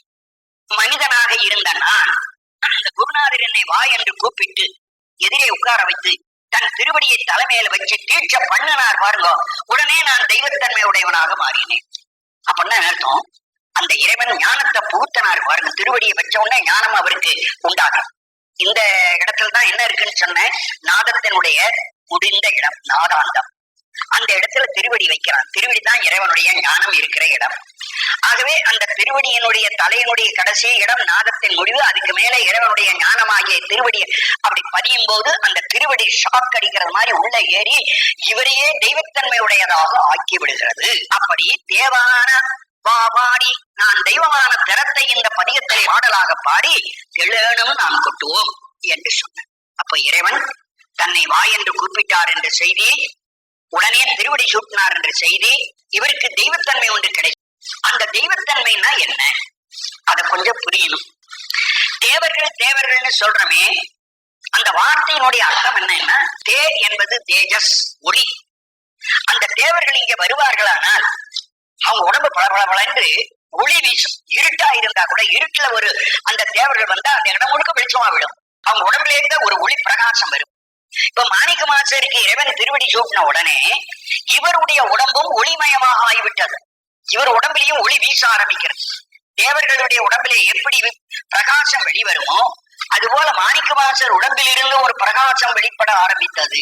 அந்த பிரகாசம் வெளிப்பட்டதனாலே என்னை தேவத்தன்மை ஒளித்தன்மை உடையவனாக ஆக்கிவிட்டான். அந்த கதையையும் நான் சொல்லி இங்கே பாடுகிறேன் என்று சொல்றேன். அதுல ஒரு வரி, 3வது வரி அப்பர் சுவாமியுடைய தேவாரத்தை நினைவுபடுத்துவது நமக்கு. பூவார் அடிச்சுவடு என் தலைமேல் பொறி, அதுவரை அப்பர் சுவாமிகள் பாட்டுல அப்படி இருக்கு. அப்பர் சுவாமிகள் பெண்ணாரிடம் என்ற ஊருக்கு போனார். அங்க போய் எனக்கு இடபக்குறி சூளக்குறி 2ஐயும் என் தோல்ல பொறிச்சுடுப்பா அப்படின்னு கேட்டார். மின்னார் மூவிலை சூலம் என் மேல் பொறி, சூலத்தை என் தோளிலே பொறித்து வை, இடபத்தை என் மேல் பொறித்து வை என்று ஒவ்வொரு பாட்டிலையும் கேட்டார். அதுக்கப்புறம் பல ஊர்ல தலையாத்திரை பண்ணிக்கொண்டு இந்த கும்பகோணத்து பக்கத்துல திருச்சத்திமுற்றம்னு ஒரு ஊர், பட்டீச்சரத்துக்கு பக்கத்திலேயே அந்த கோயில் இருக்கு. பட்டீச்சரன் சிவன் கோயிலுக்கும் வடக்க ஒரு கோயில் இருக்கு, சத்திமுற்றம் கோயில். சத்திமுற்றம் கோயில்ல போய் சிவபெருமான பாடுறார். அந்த ஊர் சுவாமி பேரு சிவக்குளம். சிவக்குழந்தை தேவரை பார்த்து அவர் கேட்கிறார், பூவார் அடிச்சுவடு என் மேல் பொறித்துவை என்று கேட்கிறார். சுவாமி, உன்னுடைய பூவார் அடிச்சுவடை தாமரை போன்ற திருவடியை என் தலைமையில் நீங்கள் பொறித்து வையுங்கள் என்பதாக அங்கே வேண்டிக் கொள்றார். அப்படி வேண்டிக் கொண்டதற்குதான் சிவபெருமான் அந்த இடத்துல உனக்கு திருவடி இல்ல, நல்லூருக்கு வா, உனக்கு திருவடி சூற்றேன்னு சொல்லிட்டார். அந்த தேவாரத்துலதான் அவர் சொல்லி இருக்கிறார், இந்த பூவார் அடிச்சுவடு என்மேல் பொறித்துவை போகவிடில் மூவா முழுப்பழி மூடுங்கண்டாய் திருச்சக்தி உற்றத்து உரையும் சிவக்குழந்தை. சுவாமியின் தலையில திருவடி சூட்டலைன்னா உனக்கு பழி வரும். இப்படி எல்லாம் பேசலாமான்னு ஒரு கேள்வி கேட்டாங்க. சுந்தரன் நீரே பழிபட்டீர் என்று சுந்தரர் பாடினாரே, அது சுந்தரர் பாடினது சொன்னாரே, அப்ப இறைவன் மேல தப்பா சுந்தரர் மேல தப்பான்னு ஒரு கேள்வி கேட்டாங்க. இறைவன் மேல தப்பு கிடையாது. ஒரு மனுஷனுக்கு துக்கம் வந்துருச்சுன்னா, இந்த சாமிக்கு கண்ணே இல்லப்பா, இந்த சாமிக்கு எத்தனை தடவை நான் கோயிலுக்கு போயிருக்கேன், எவ்வளவு சுத்தி இருக்கேன், என்ன போட்டு இந்த சுவாமி இப்படி வதைக்கிறாரேன்னு தான் ஜனம் பேசும். ஏன்னா இவர்களுக்கு துக்கம் வரும்போது இறைவனை வயசுடும். அது மனுஷ சுபாவம். தனக்கு யாரா துன்பம் பட்டுட்டா துன்பப்படுத்துகிறவள வையறது. அப்ப இறைவனையே வைக்கிறதுங்கிறது உலகத்துல இயல்பு. அது மாதிரிதான் சுந்தரமூர்த்தி சுவாமிகளும் கண் இழந்து கஷ்டப்படுற காலத்துல இப்படி என் கண்ணை கெடுத்துட்டியே, நீதாயா பழிபட்டின்னு வயசுட்டார். அது போல இங்க திருநாவுக்கரசர் போய் கேட்கிறாரு, என் தலையில நீ திருவடி சூட்டியா இல்லையா? சூட்டுல உனக்கு பழி வரும் என்று பேசுற. மூவா முழுப்பழி மூடுங்கண்டாய் தேவா திருச்சத்தி முற்றத்துறையும் சிவக்குழந்தை. அப்படின்னா தனக்கு ஒரு கஷ்டம், அந்த திருவடி சூட்டிக் கொள்ள வேண்டும் என்ற ஒரு பெரிய அவா, அதை இறைவன் காலம் கடத்தினான். அதனாலதான் அவருக்கு அந்த இடத்துல கோபம் வந்து அவ்வாறு பாடு சொல்றார்கள் என்பதை நாம் பார்க்கிறோம். அந்த அடி அந்த சொற்றொடர் இங்கே அமைந்திருக்கிறது. அது பழைய காலத்துல இருந்தது. சைவர்களுக்கும் 2 தோல் இந்த மாதிரி பொறிச்சுக்கிறது. தோல் கிடக்கு கால் இருக்கு இல்லையா, 2 காலிலும் பஞ்சமுத்திரைன்னு ஒரு 5 முத்திரை, சூலம், இந்த அவருடைய இடவக்குறி, இது மாதிரி இன்னும் ஒரு 3 குறி அடையாளங்கள், மொத்தம் 5 விதமான அடையாளங்களை தன்னுடைய 2 பாதங்களிலும் குறித்துக் கொள்வது என்பது ஒரு காலத்துல இருந்திருக்கு. அதுக்கு மாவிரதர் என்று சைவத்திலே மாவிரத கோலம்னு ஒரு கோலம். மாவிரதர்கள் தங்கள் காலில் அப்படி விதமான 5 முத்திரையை பொறித்துக் கொள்வார்கள். அந்த காலத்துல இப்ப எல்லாம் விட்டுட்டு அதை பெரிய புராணத்துல இந்த மானக்கஞ்சார நாயனாருடைய வீட்டுல சிவபெருமானே மாவிரதரா வரும்போது தன் 2 காலையும் பஞ்சமுத்திரை பொறிச்சவரா வந்தார் அப்படின்னு அது சேக்கிழார் பாடுறார். திருவடியில பஞ்சமுத்திரையோடு கூட தான் மாவிரதர் என்ற காட்டிக் கொண்டு வந்திருந்தார் என்று அங்கே சொல்றாரு. அது ஒரு காலத்துல அந்த பழக்கம் எல்லாம், அது சூடு போட்டுக்கிறதுன்னு சொல்றோமே, அதுதான். அதெல்லாம் என்னத்துக்குப்பா, சுவாமியை நீங்க நினைச்சா போறோம் என்று சொல்லுகிற ஒரு சாத்வீகமான ஒரு மரபு, ஒரு மதத்திலே சில மாற்றங்கள் காலத்துக்கு காலம் ஏற்படும். அதனால இப்போ அந்த மாதிரியான அந்த குறியிடுவதை சைவர்கள் விட்டு விட்டாங்க. நான் வைணவர் வச்சிருக்காங்க. வைணவர் மட்டும் அந்த ஒரு நெறியை பின்பற்றுகிறார். கரங்கோலை போல்வதோர் மாய காயப்பிறப்போடு இறப்பென்னும் அறம்பாவம் என்று 2 அச்சந்தவிந்து என்னை ஆண்டு கொண்டான் மறந்தேயும் தன் கடல் நான் மறவா வண்ணம் நல்கிய அத்திரம்பாடல் பாடினாம் தெள்ளனும் கொட்டாமோ. கரங்கி, கரங்கி என்பது ஒரு சக்கரம் அல்லது காற்றாய். ஓலையினாலே வளர்ச்சி சிறு பிள்ளைகள் பனை ஓலை எடுத்து இப்படி பின்னி அதை ஒரு ஈர்க்கு குச்சியை சொருவி அப்படி காத்துல காட்டினா அது காத்து கண்ட உடனே கிருகிருன்னு சுத்தம். அந்த ஓலையால் செய்த கரங்காகிய காற்றாடி சுத்தும் போது என்ன பண்ணுகிறதுன்னு கொஞ்சம் கவனிச்சு பார்த்தோன்னா, கீழே இருந்தது மேல போகுது, மேல இருந்தது கீழே வருது, மறுபடியும் இப்படி சுத்திக்கிட்டே இருக்கு. இந்த பிறவியும் அப்படித்தான். கீழே ஒரு உலகத்துல பிறக்கிறான், புண்ணியம் பண்ணா மேல உலகத்துக்கு போறான், புண்ணியம் ஆயிப்போச்சுன்னா மறுபடியும் கீழே வர்றான். இந்த காத்தாடி இப்படி சுத்திக்கிட்டே இருக்கிற மாதிரிதான் நம்முடைய பிறவியை தொடர்ந்து கொண்டு இருக்கிறது. கரங்கும் சகடமும் போல் என்று அத கலிங்க நம்முடைய கண்டர் விளிம்பாவில சொல்றார். கண்டர் விளிம்பாவில குமரகுரு சுவாமிகள் போல கரங்கும் என்று சொல்றார். அதேதான் இவரும் சொல்றார். கரங்கோலை, ஓலையால் செய்யப்பட்ட அந்த கரங்கு என்ற காற்றாடியை போல அது ஓர் காய பிறப்போடு இறப்பு, ஒரு உடம்பு பெறுவதாகிய பிறப்பும் இறப்பு. பிறப்பு இறப்பு என்பது உயிருக்கு அல்ல, பிறப்பு இறப்பும் உடம்புக்கு உரியது. அதனால்தான் சொன்னார் காய பிறப்பு. காயம் உடம்பு பிறக்கிற பிறப்பு, உடம்பு இறக்கிற இறப்பு என்று. பிறப்பும் இறப்பும் உடம்புக்கே தவிர உயிருக்கு அல்ல. இந்த பிறப்பு இறப்பு என்று சொல்லுகின்ற 2 அறம்பாவம் என்று 2, அந்த பிறவிக்கு 2 கயிறு, ஒண்ணு தர்மம் புண்ணியம், இன்னொன்னு பாவம். அறம்பாவம் என்னும் அருங்கையிற்றால் கட்டி புறந்தோல் போர்த்தங்கும் புழுவடுக்கு மூடி என்று தன்னுடைய பிறவி எடுக்கின்ற உருவத்தை பற்றி சிவபுராணத்திலே வர்ணிச்சிருக்கார். அதே இங்கேயும் திருப்பி சொல்றார். அறம்பாவம் என்று சொல்றது இரண்டு அச்சம், இரண்டு பயம். நம்முடைய உலகத்தில் நாம் புண்ணியம் பண்றோம், பாவம் பண்றோமே. புண்ணியம் பண்றது நல்லதுதானே, அது கூட பயந்தாங்கிறாரு. புண்ணியம் பண்ணிட்டா தேவலோகத்துல போய் பிறந்து ஆகணும், அங்க போய் சுகத்தை அனுபவிச்சு ஆகணும். சுகத்தை அனுப்பிச்சோம்னா மறுபடியும் கீழே தள்ளி விட்டுருவார், மறுபடியும் பூலோகத்தை வந்து பிறக்கணும். அது எதுக்கா அந்த புண்ணியத்தை பண்ணணும், தேவலோகத்துக்கு போகணும், முடிஞ்சவன மறுபடியும் பூலோகத்துக்கு வரணும். இது வெட்டி வேலை தானே, இது என்னத்துக்கு? அதனால புண்ணியமும் வேண்டாம். புண்ணியம் கூட ஒரு விலங்குதான். அது பொன் விலங்கு வேணா, அந்த விலங்கு நீ இரும்பால் செய்த விலங்கல்ல, பொன்னால போட்டுட்டு விலங்குன்னு பெருமைப்படுத்திக்கலாமே தவிர, புண்ணியத்தை பெருமையா சொல்லிக் கொள்ளலாமே தவிர, அது கூட பிறவிக்கு காரணமே என்று சொல்லி அதை கண்டும் அஞ்சுவார்களாம். புண்ணியம் பாவம் இரண்டையும் கண்டு அஞ்சுகிறார்கள். அறம்பாவம் என்று இரண்டு அச்சம் தவிர்த்து என்னை ஆண்டு கொண்டான், என்னை இறைவன் ஏற்றுக்கொண்டான். மறந்தேயும் தன்கடல் நான் மறவா வண்ணம், அந்த இறைவனுடைய திருவடியை நாம் மறக்க கூடாது. மறந்தும் மறவாமல் அப்படின்னு சொன்ன. மறந்துன்னா என்ன அறியாம கூட மறக்க. மறந்தேயும் என்பது என்னையும் அறியாமல், என்னையும் அறியாம நான் எப்போ ஒரு சந்தர்ப்பத்துல இறைவன் திருவடியை மறந்துடுவனோ என்னமோ, அப்ப கூட மறக்காமல் இருப்பதற்கு ஆண்டவர் தான் உள்ளே இருந்து நினைவூட்டி கொண்டே இருக்கான. மறந்தேயும் தன் கடல் நான் மறவா வண்ணம், அவன் திருவடியை நான் மறவாமல் இருப்பதற்காக நல்கி அவன் எனக்கு கொடுக்கிறான். இந்த வரியை கொஞ்சம் ஆழ்ந்து நாம் கவனிக்கணும். நாம் இறைவன் திருவடியை வணங்கணும்னா கூட நாம் முயற்சி பண்ணா இறைவன் திருவடியை வணங்க முடியாது. அவன் காட்டினாதான் வணங்க முடியும். அவன் அருளாலே அவன் தாழ் வணங்கி, இதை சிவபுராணத்தில் சொல்லிட்டார். சிவபெருமான் திருவடியை வணங்கணும்னா கூட அவனுடைய அருள் இருக்க வேண்டும். அவன் அருளாலே அவன் தாழ் வணங்கி, அவனுடைய திருவருள் துணை இருந்தால்தான் இறைவனை வணங்கலாம், கோயிலுக்கு போலாம், சாமி கும்பிடலாம். இல்லாட்டி கோயிலுக்கு போவோம், போன வழியில பாதி வழியில எங்கேயாச்சும் வேற ஒரு நண்பர் வந்து வேற ஒரு காரியத்தை நம்ம இழுச்சிட்டு போவாரு, கோயிலுக்கு போக மாட்டோம். ஆகவே இறைவன் திருவருள் இருந்தா நிச்சயம் கோயிலுக்கு போடுவோம், வந்தவனையும் சேர்த்து அழைச்சிட்டு போடுகிற தைரியம் நமக்கு வந்துடும். அது மாதிரி நான் மறந்தும் கூட இறைவன் திருவடியை மறவாமல் இருப்பதற்கு அவன் காரணம்தான் என்று அதையும் அவன் பேர் போடுகிறான். மறவா வண்ணம் நல்கி அத்திரம் பாடல் பாடி, அவன் எப்பேற்பட்ட திறத்தை எனக்கு கொடுத்தான் என்று பாடி நாம் தெள்ளேனும் கொட்டுவோம். கண்ணார் உரித்து என்னையும் தன் கருணையினால் பொன்னார் கடல் பணித்து ஆண்டபிரான் புகழ் பாடி மின்னேர் நுழங்கிடை செந்துவர் வாய் வெண்ணகை ஈர் தென்னா தென்னாவென்று தெள்ளேனம் கொட்டாமோ. கல் நார் உரித்தன்ன, வாழமரத்திலிருந்து நாரை உரிக்கலாம், கருங்கல்ல இருந்து நாரை உரிக்க முடியுமோ? கருங்கலுக்கு நாரே கிடையாது, நார் இருந்தாலும் உரிக்கலாம். ஆனா கருங்கல்லில் இருந்து நாரை உரிச்சது மாதிரி என்ன இறைவன் பக்குவப்படுத்தி விட்டான். என்னுடைய மனம் என்று சொல்லுகிற கருங்கல்லில் இருந்து அன்பு என்ற நாரை உரித்து எடுத்து என்னிடத்துல அன்பை நிலைநாட்டினான். அந்த உள்ளத்திலேயே அன்பை அவன் எடுத்து வைத்து காட்டினான். கல் நார் உரித்தன்ன, கல்லிலே நாரை உரித்தது போல அப்பேற்பட்ட ஒரு அருமையான காரியம், யாராலும் செய்ய முடியாத காரியத்தை இறைவன் செய்தான். அதை இங்கே சொல்றார். கல் நார் உரித்தன்ன என்னையும் தன் கருணையினால், அவ்வளவு கொடியவனாக இருந்த என்னை, கருங்கல் போன்றிருந்த கொடியனாயிருந்த என்னையும் ஒரு நார் உரித்து அதிலே எடுத்து காட்டியது போல என்னையும் ஒரு அன்புடையவனாக ஆக்கிவிட்டான். பொன்னார் கடல் பணிந்து, தன்னுடைய பொன் போன்ற திருவடியை காட்டி அதில் பணிய வைத்தான். பொன்னார் கடல், பொன்னார் திருவடிக்கு ஒன்றுண்டு விண்ணப்பம். அப்பர் சுவாமிகள் சொல்றார்.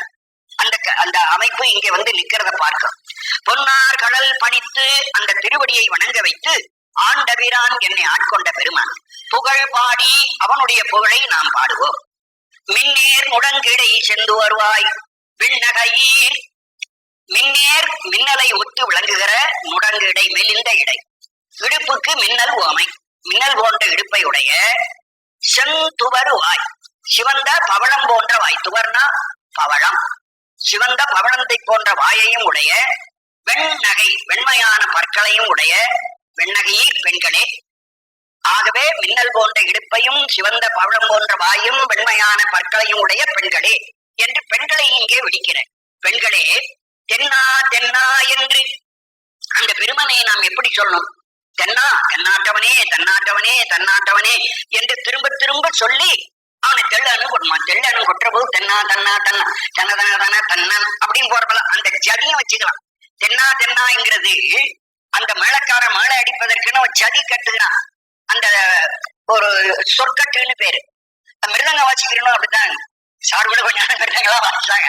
அவங்க கேட்டா அருமையா சொல்லுவாங்க. அதெல்லாம் அந்த ஜதி கொஞ்சம் சொல்றாங்க தனிங்கனத்தம் எல்லாம். அந்த மாதிரி வருகிற சொற்கட்டு இருக்கே, அது மாதிரிதான் தெனா தன்னா என்பதெல்லாம் அந்த ஜதி.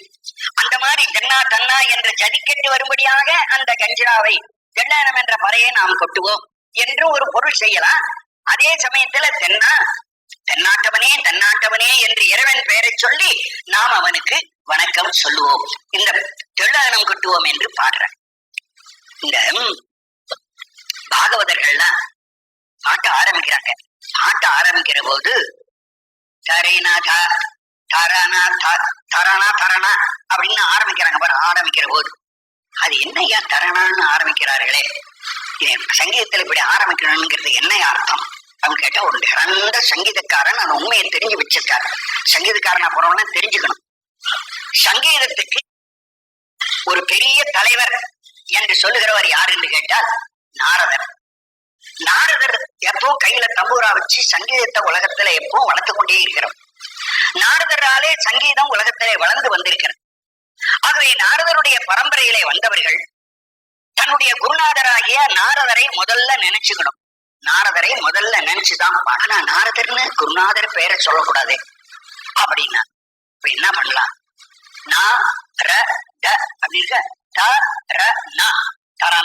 அப்படி தலைகீழ மாத்தோம்னா நாரதர்ங்கிற பேர் வந்துருது. ஆகவே அவர் பேரையும் சொல்லணும். ஆனா பேரை நாம சொல்லக்கூடாதுங்கிறதுனால அது ஞாபகமா இருக்குங்கிறத தலைகீழ சொல்லுவோம் என்று இந்த தரணான்னு சொல்றார்கள் என்று இந்த சங்கீத வித்வான்ல ரொம்ப மிக உயர்ந்தவர்கள் அந்த ரகசியத்தை எங்க ஒருத்தர் சொன்னார். அதை நான் உங்களுக்கு சொல்றேன் இப்போ. ஆகவே இந்த தரணா என்று சொல்லுகிற வார்த்தையில நாரதா என்ற வார்த்தை பொருள் இருக்கு இல்லையா? அது போல அவன் கஞ்சிராவில தன்னான்ற ஜதி அடிக்கிறான். ஆனா அந்த ஜதி அடிக்கிற வார்த்தையில கூட நமக்கு தென்னாட்டுடைய சிவனே என்ற பொருள் இருக்கு. அவன் தரணா என்று சங்கீதத்தை பாடினாலும் நாரதா என்ற சொல்லதுல எப்படி இருக்கோ அது மாதிரி இவன் ஜதி சொல்லாக தென்னா என்பது இருந்தாலும் தென்னாடுடையவனே என்ற பொருளும் அதுக்கு இருக்குங்கிறதுக்காக நான் கொண்டு வரேன். இப்ப ரெண்டையும் எதுக்காக சேர்க்கிறேன்னா, இந்த பாட்டுல சிலேடையாக இது ஜதியாகவும் வச்சுக்கலாம், தென்னாவுடைய பெருமானே என்றும் அதுக்கு உரை காணலாம். இப்படியெல்லாம் ஆழ்ந்த நயமுடையதாக அங்கு சுவாமிகள் பாடிக்கொண்டு வர்றாங்க.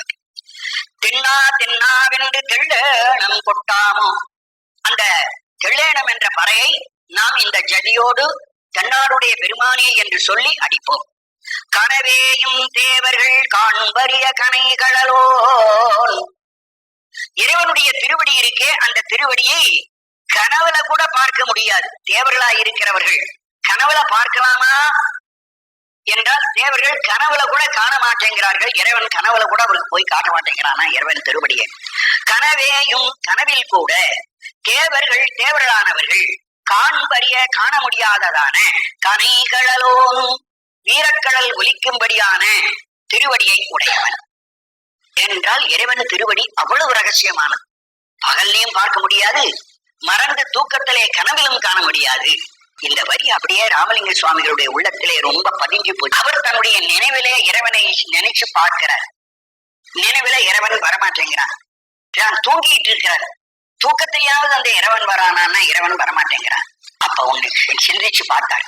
இந்த இறைவன் ஏன் இந்த திருவடியை நான் காட்டுன்னு கேட்கிறேன், அவன் காட்ட மாட்டேன்னு மூடி வைக்கிறானே எதுக்காக என்றால், நான் ஒரு பாவி, நான் அந்த திருவடியை பார்த்துட்டேன்னா என் கண் திருஷ்டி பட்டுடும். என் கண் திருஷ்டி பட்டுடுங்கிறதுக்காக இறைவன் திருவடியை காட்ட மாட்டேங்கிறார். கண்ணேறு படுவன்றோ கனவிலேனும் காட்டென்றால் காட்டுகிறாய். உன் திருவடியை கண்ணேறு படுவன்றோ, என் பாவி பார்க்கில் பாவியாக நாம் பார்த்தால் திருஷ்டி பட்டுடுங்கிறதுக்காக சுவாமி கனவிலேனும் காட்டுகிறாய், கனவுல கூட காட்ட மாட்டேங்கிறியே அப்படின்னு சொல்றாங்க. அப்ப கனவுல காண்றது கஷ்டம். அப்ப கனவுல காணாததுக்கு காரணம் நான் பாவியனுடைய கண் திருஷ்டி படக்கூடாது என்று நீ மூடி வைத்தாயோ என்று ஒரு காரணம் சொல்லி அவர் கேட்கிறார். அதுக்கெல்லாம் எங்கே இருக்கு ஆதாரம் என்றால், இது திருவாசகத்தை திளைத்து போனவர் இந்த வரியானது அவரை அந்த கற்பனை செய்து பாட வைத்திருக்கிறது. இந்த வரி அவரே அந்த திருவாசகத்தினுடைய திருவருட்பாவுக்கு போயிருக்கு. இந்த திருவாசகம் அந்த திருவருட்பாவாக முற்றி விளைந்து வந்திருக்கு. இப்ப திருவருட்பாவை நாம் இருக்கக்கூடாது, சில பேர் என்ன பண்றாங்க, நம்முடைய தேவார திருவாசகம் தான் ஒஸ்தி, திருவாசகம் படிக்க கூடாதுன்னு நினைக்கிறாங்க. ஆனா அந்த திருவருட்பா எங்க இருந்து போயிருக்கு? இந்த திருவாசகத்து விளக்கமா தானே இருக்கு. அப்படின்னு சொன்னா அது ஏன் படிக்கக்கூடாது? இதிலிருந்து அது விளைஞ்சிருக்குன்னா இதுல இருந்து ஒரு நன்மை என்ன விளக்கமா அதுல இருக்கு நான் தெரிஞ்சுக்க வேண்டியது அவசியம்தான். அதை உணராதபடிக்கு சிலர் நடுவில இருக்கிறவங்க விவகாரத்தை பண்ணிட்டாங்க. நம்ம விரோதமே கிடையாது, திருமுறைகளுக்கும் திருவருட்பாவுக்கும் விரோதம் இல்லை. நடுவில் இருந்த ஒரு காலத்தில் வாழ்ந்த மக்கள் இந்த ரெண்டுக்கும் சண்டையை மூட்டி இப்படி ஒரு கோஷ்டி திருவருட்பா கோஷ்டி வேற, தேவார கோஷ்டி வேற நாக்கி 2 பேரும், இவன் திருவருட்பா பாடனா பாட மாட்டான், அவன் தேவாரத்தை பாட மாட்டான், அப்படி 2 பேரும் ஒரு கங்கணம் கட்டிட்டு பெரிய பைத்தியகாரத்தனமாக ஆக்கி விட்டார்கள். 2 பேரும் 2ம் பாடணும். ஏன்னா இதுல இருந்துதான் அது வந்திருக்குது, இதுக்கு அப்பால் பட்டு ஒன்னும் போகல, இதனுடைய விளைவுதான் அது என்பதை நாம் நினைவிலே கொள்ள வேண்டும். கனவேயும் தேவர்கள் காண்பரிய கனைகளோ புனைவேய் அணையவளை அணையவளை தோழியோடும் புகுந்தருளி திருப்பெருந்துறைக்கு வந்தான். யாரோடு? தோழியோடு, தோளை உடைய ஒரு மனைவியோடு வந்தான். தான் மட்டுமல்ல, குருநாதரா மனைவியோடு வந்தான். பல இடத்துல சான்று இருக்குன்னு சொன்னேன், இந்த இடத்துல ஒரு சான்று வந்து வளை தோழி, கையிலே வளையல் அணிந்தவள். அந்த தோல் எப்படிப்பட்ட? புன வேய் அணைய, காட்டில் இருக்கிற மூங்கில் போன்ற தோல். புன வேய், வேய்னா மூங்கில், காட்டில் வளர்கின்ற மூங்கிலை போன்ற தோல், வளையல் அணிந்த தோல். அந்த தோளுடைய உமாதேவி. வேயுறு தோழி பங்கன். அந்த சிவபெருமான் ஞானசம்பந்தர் சொல்றார், இறைவன் எப்படிப்பட்டவன்? உமாதேவியோட கூட இருக்கிறவங்க தான் தோழி. என்ன தோல்? வேயுறு தோழி. அதத்தான் இந்த பாட்டுல உட்காருது. வேயனைய வளை தோழி, தோழிங்கிற சொல் இருக்கு, வேங்கிற சொல் இருக்கு. வேயுறு தோழி பங்கன்ல அது அப்படியே நிக்குது பாரு. அப்போ அந்த தேவாரத்தில் இருக்கிற சொல்ல அப்படியே எடுத்துக்கொண்டு கொஞ்சம் மாத்திருக்க. மேலோட்டமா அடிச்சுக்கிட்டே போனோம்னா ஞானசம்பந்த தேவாரம் ஞாபகம் வரணும். இந்த வரிய படிச்ச உடனே தேவாரம் ஞாபகம் வந்தா தேவாரம் இந்த வரியா திருவாசமா ஓடி வருது. தேவாரத்தை பாட்டுத்தான் பிறகு மாணிக்கவாசர் பாடுக்கார். மாணிக்கவாசர் காலம் பிந்தி துணவே அணைய வளை தோழியோடும் அந்த உமாதேவியோடு புகுந்தருளி வந்தார். நனவே எனை பிடித்து நனவுல வந்து நின்றார். தேவர்கள் கனவுல பாக்கிறோம்னு பார்த்தாவிட கனவுல வரமாட்டேங்கிறார். ஆனா எனக்கு நிஜமா நேர நினைவுல வந்து குருநாதா காட்சி கொடுத்தார். அப்படின்னா எவ்வளவு பெருமைப்படுறார் பாரு. அந்த மாணிக்க வாசகர் இறைவன் தனக்கு ஆட்கொள்ள வந்தது தேவர்களை விட தனக்கு எவ்வளவு சிறந்த நிலையை கிடைச்சிருக்கு. கனவுல கிடைக்காதவன் எனக்கு நினைவிலேயே கிடைச்சுட்டான் என்று அவ்வளவு பொறுக்கி பொறுக்கி வித்தியாசம் காட்டுற. நனவே என்னை பிடித்து நல்ல விழிப்பு நிலையிலே, நனவுனா கண்ணால் பார்க்கிற விழிப்பு நிலையிலேயே என்னை பிடிச்சுட்டான். நான் அப்படி பிரகாரத்துல போயிட்டே இருக்கேன். இவர் சும்மா உட்கார்ந்து இருக்காம என்ன பண்ணாரு? வாப்பா வாப்பான்னு கூப்பிட்டு என்னை பிடிச்சு உட்கார வச்சு தன் 2 திருவடியும் தூக்கி தலை மேல வச்சு விட்டார். என்னை பிடிச்சு விட்டார் என்று சொல்ற. நனவே என்னை பிடித்து ஆட்கொண்டவான் அயர்ந்து, என்னை ஆட்கொண்டதை நான் விரும்பி நெஞ்சம் சினேவேர் கண்ணீர் மல்க, என்னுடைய கண்ணிலிருந்து நீர் ஒழுக. சினவேல் கண், கோபமுடைய கண் வேல் போன்ற கண். அந்த கோபமுடைய வேல் பகைவர் உடம்பிலே குத்தப்பட்டால் இரத்தக்கரை பொறிந்து சிவப்பா இருக்கும். அந்த சிவந்த நிறத்தை உடைய கண், அந்த கண்ணை போல என்னுடைய கண்ணில் இருந்து தண்ணீர் ஒழுகுகிறது. என்னுடைய கண்ணும் அவ்வளவு கோபமாயிருந்த மூக்கமாயிருந்த கண் தான். ஆனா இப்போ அந்த கண் கருணை நிலை உடையதாகி கண்ணானது நீர் மல்கும்படியாக தெல்லேனும் கொண்டு பாடுவோம். கயல் மாண்ட கண்ணிதன் பங்கன் எனை கலந்து ஆண்டலுமே, அயன் மாண்டு அறிவினை சுற்றமுன் மாண்டு அவனியின் மேல் மயன் மாண்டு மற்றுள்ள வாசகம் மாண்டு என்னுடைய செயல் மாண்டவா பாடி கொட்டாமோ. இறைவன் ஆட்கொண்ட போது தனக்கு படிப்படியா என்ன அனுபவம் உண்டாயிற்று சொல்ற. கயல் மாண்ட கண்ணி, கயல் என்ற மீனை போன்ற கண்ணையுடைய உமாதேவி. கண்ணி தன் பங்கன், அந்த கயற்கண்ணியாகிய மீனாட்சியின் பங்கனாகிய அந்த சொக்கநாத பெருமான், மதுரையில் இருக்கிற சொக்கநாதன் தான் அங்கே எனக்கு குருநாதரா வந்தார் என்பதை இங்கே சொல்ற. சொக்கநாதன் என்பதை பேரை சொல்லேனாலும் மனைவி பேரை சொல்ற. சொக்கநாதருடைய மனைவி பெயர் அங்கே இருக்க நீ, அதான் இங்க கயல் மாண்ட கண்ணி, கயல் கண்ணினா அங்கே கண்ணியா. அப்போ மீனாட்சி, மீனாட்சியுடைய பங்கன் சொக்கநாதன். சொக்கநாதனாய் இருக்கிற அந்த பெருமான் என்னை கலந்தாண்டலுமே, என்னை வந்து ஆட்கொண்டான். எப்படி ஆட்கொண்டான்? கலந்து ஆட்கொண்டான். என்னோட அவன் சேர்ந்து ஒன்றித்து போனான். நானும் அவனும் கலந்துட்டோம்.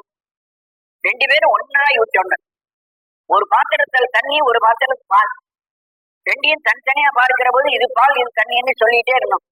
ரெண்டையும் தூக்கி இப்படி அப்படியே ஆட்டியாச்சு. ரெண்டும் ஒன்னோட ஒண்ணு கலந்து போனோட தண்ணி தெரியல, எல்லாம் பாலாதான். அந்த தண்ணி மறைஞ்சு போச்சு. அப்ப ஆத்மா என்ற நான் என்ற தன்மை மறைந்து பால் என்று சொல்லுகிற இறைத்தன்மை மட்டுமே அங்கே புலப்படுத்த.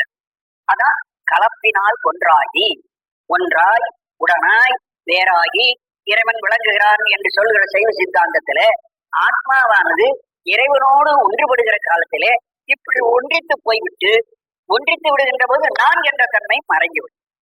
நான் கெட்டு சிவமான மாபாடி என்று முதல்ல ஒரு பாடல்ல பார்த்தோம். நான் என்ற ஆத்ம சிந்தனை இல்லாமல் இறை சிந்தனையே ஆய்விடுகிற தன்மை ஒரு 2-3 பாட்டுக்கு முன்னாடி கடைசி வரியிலே இருக்குது. சிவமான வாபாடி. அதேதான் இங்க சொல்ல வரார். என்னை கலந்து இப்படி ஆத்மாவாகிய இதுவும் இறைவனும் ஒன்றாக கலந்து என்னை ஆண்டு கொண்டு விட்டான். அப்பொழுது அயன் மாண்டு, அயல் அயன் பிரம்மன் வச்சிடக்கூடாது. இங்க அயன்னா நமக்கு ஜட்ட ஞாபகம் பிரம்மன் தான் வரும். இங்க அயல் பக்கம் எனக்கு ஞாபகம் அல்ல. இறைவன் தன்னை என்னை இழுத்து விட்டான் இல்லையா? இழுத்த பிறகு எனக்கு பக்கத்துல யார் இருந்தார்கள் என்று ஒன்றுமே எனக்கு நினைவில்லை. அயல் மாண்டு அறிவினை சுற்றமும் ஆண்டு, என்னுடைய சொந்தக்காரர்கள் எல்லாம் மறந்து போச்சு. மாண்டு என்றால் நினைவில்லாமல் எல்லாத்தையும் மறந்து விட்டேன்.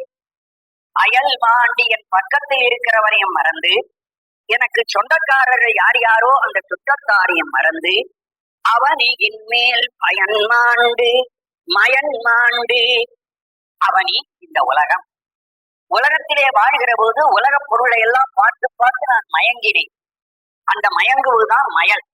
மயல் மாண்டு உலக மயக்கத்தை நீங்கி, மயல் மயக்கம் உலக மயக்கத்தில் இருந்து நான் நீங்கி, மற்ற அன்ன வாசகம் மாண்டு உலகத்திலே பேசப்படுகிற சொல்லும் எனக்கு தெரியல, வார்த்தையும் நின்று போச்சு, பேச்சும் இல்லை, எனக்கு பேச்சு ஒழிந்து விட்டது என்று இறைவனுடைய அனுபவம் வர்ற போது அந்த ஞானிகளுக்கு பேச்சே இருக்காது, வாய் பேச தெரியாது, மௌனியாக போய் விடுவார்கள்.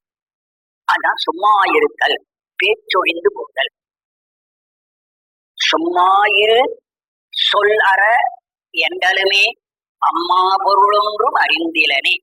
கந்தர் அனுபூதி, அனுபூதியை சொல்றார் அருணகிரிநாதர். புகழ் நிறைய பண்ணார், உலகியலை பத்தி ரொம்ப அழகழகா பண்ணார்.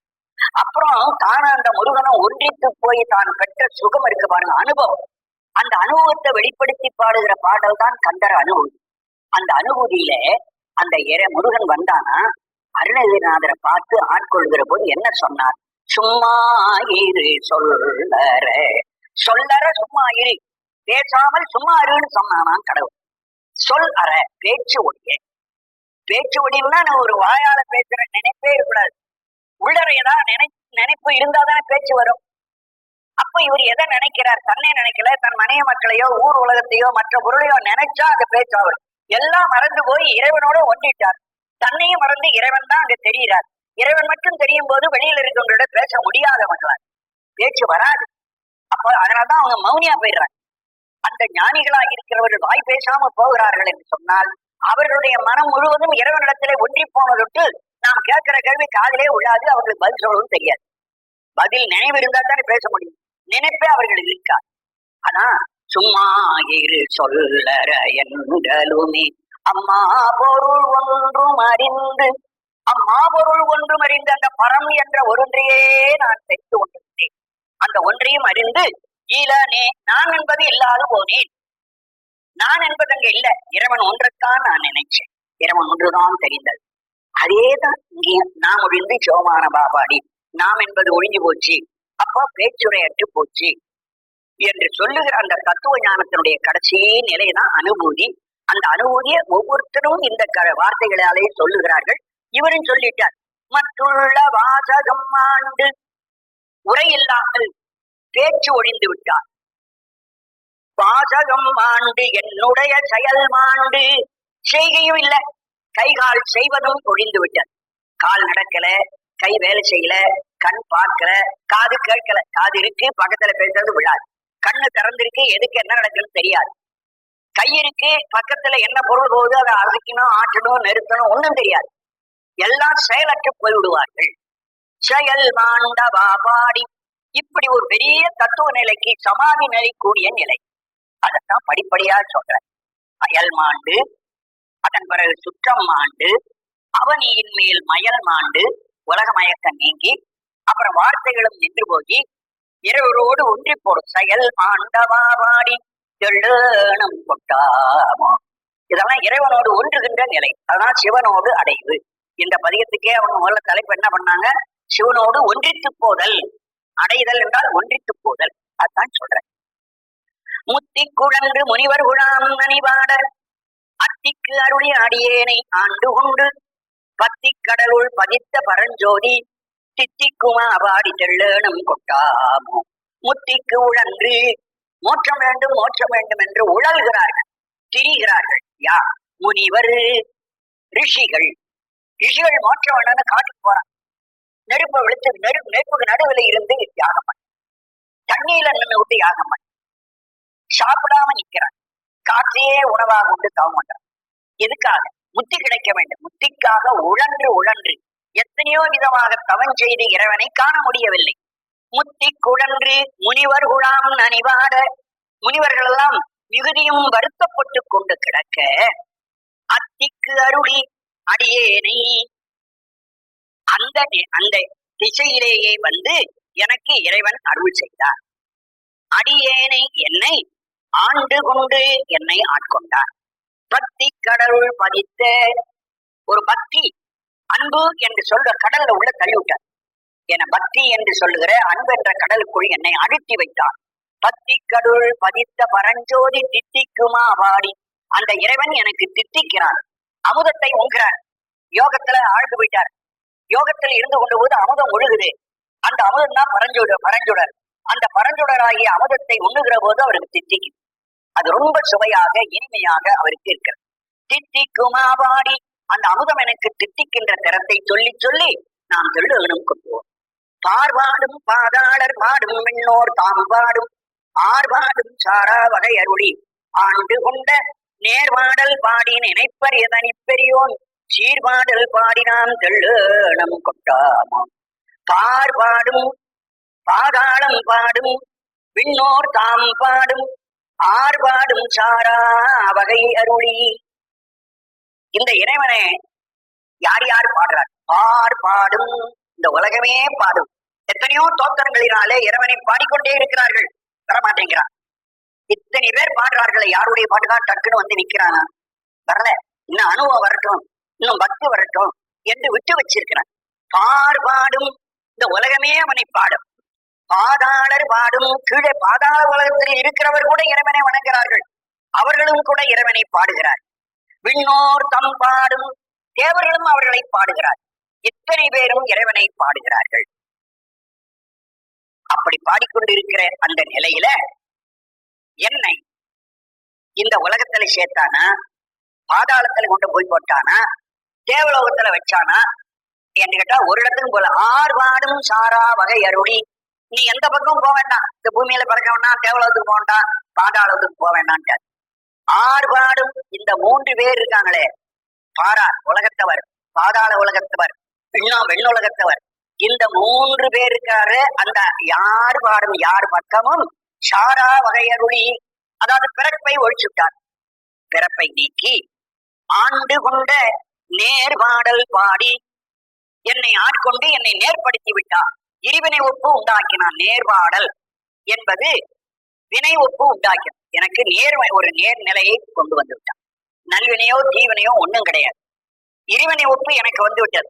அதாவது ஆசையும் இல்லை, வெறுப்பும் இல்லை, விருப்பும் இல்லை. விருப்பு வெறுப்பு ரெண்டும் அற்ற ஒரு நிலை, அதுதான் இருவினை ஒப்பு.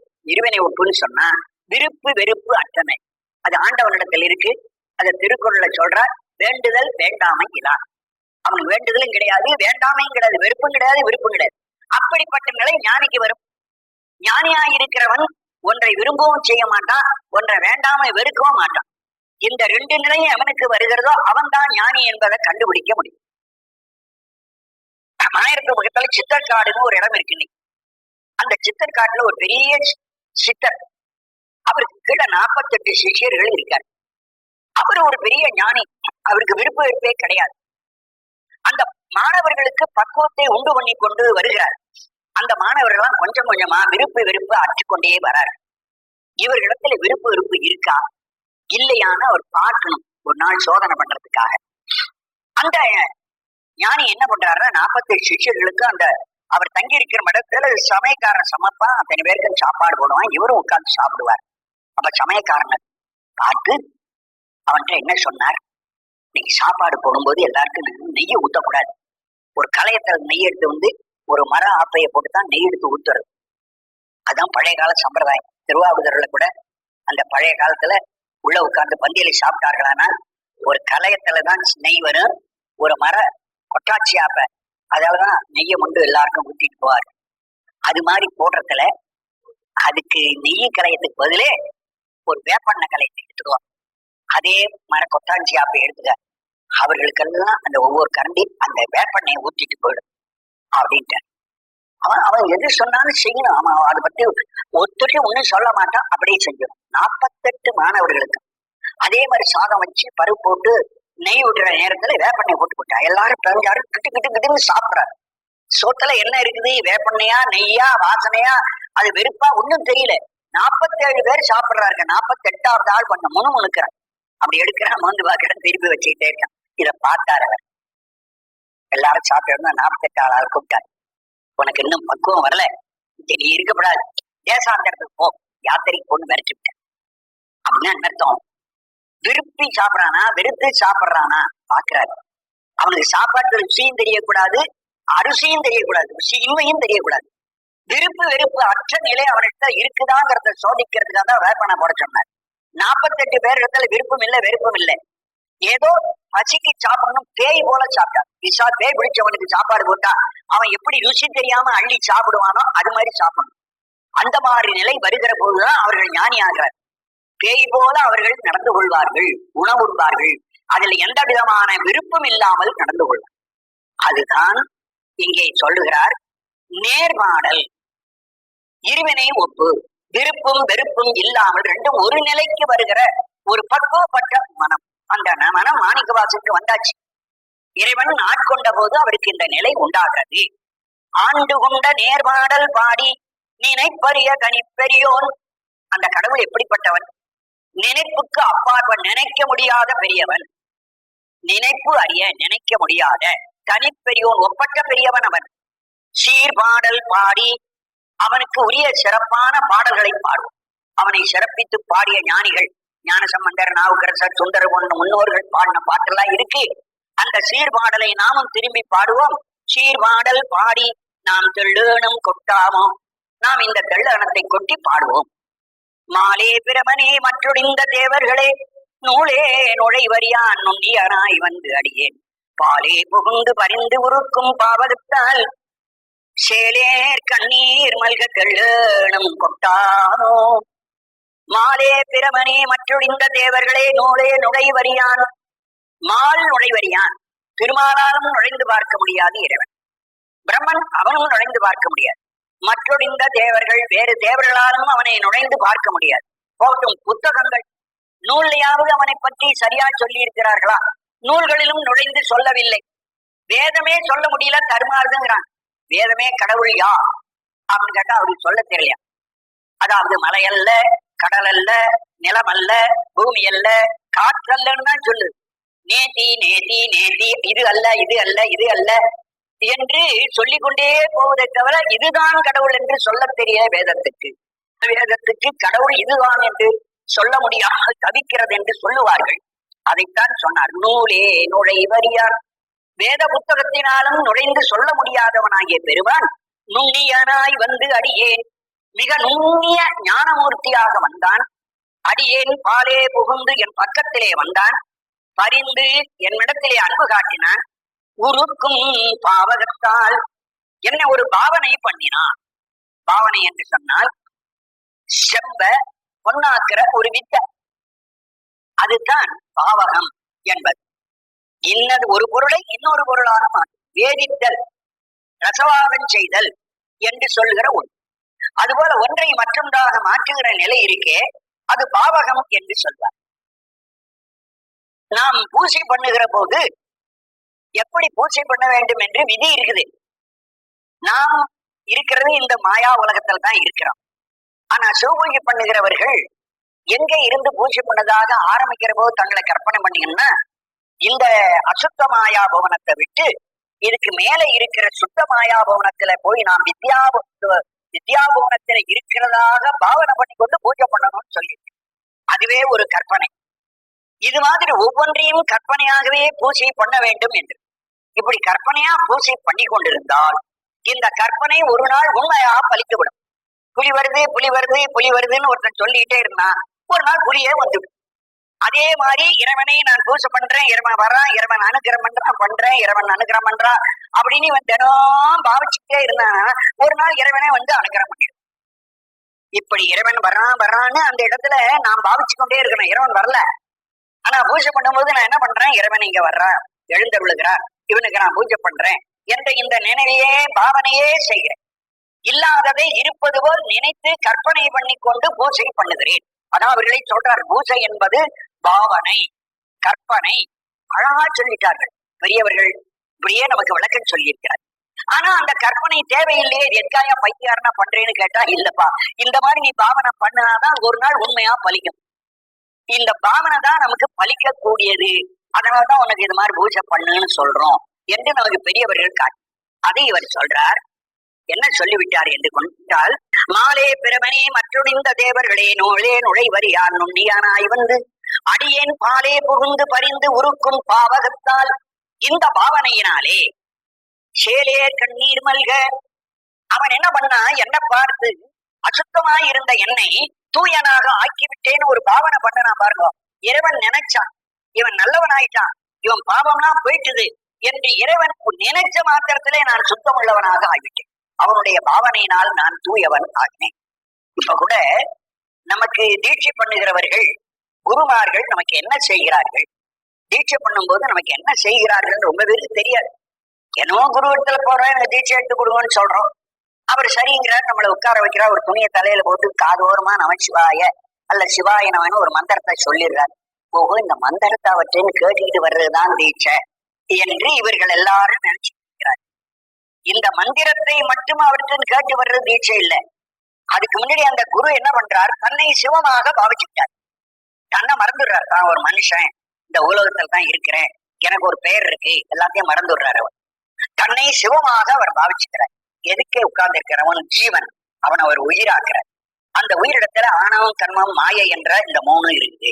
இந்த மூணையும் கலைகளாக பிரிக்கிறார், கலா சுத்தி பண்றது என்று சொல்லி அந்த கலைகள் ஒவ்வொரு கலையா அவனிடத்திலிருந்து பிரிக்கிறதாக சில மந்திரங்களை சொல்லி இந்த கலையை நான் பிரித்து விட்டேன், இந்த கலையை விட்டு பிரிச்சேன், இந்த கலையை பிரிக்கிறேன் என்று நிமித்துகளை, பிரதிஷ்ட கலை, வித்யா கலை, சாந்தி கலை, சாந்தி அதீத கலை என்ற இந்த கலைகளை எல்லாம் ஒன்னொன்னா இவன் விட்டு நீக்கிறேன் நீக்கிறேன் நீக்கிறேன் நீக்குவதாக பாவிக்கிறேன் இந்த ஆச்சாரியன் பாவனை பண்ணிக்கிட்டே இருக்கான்.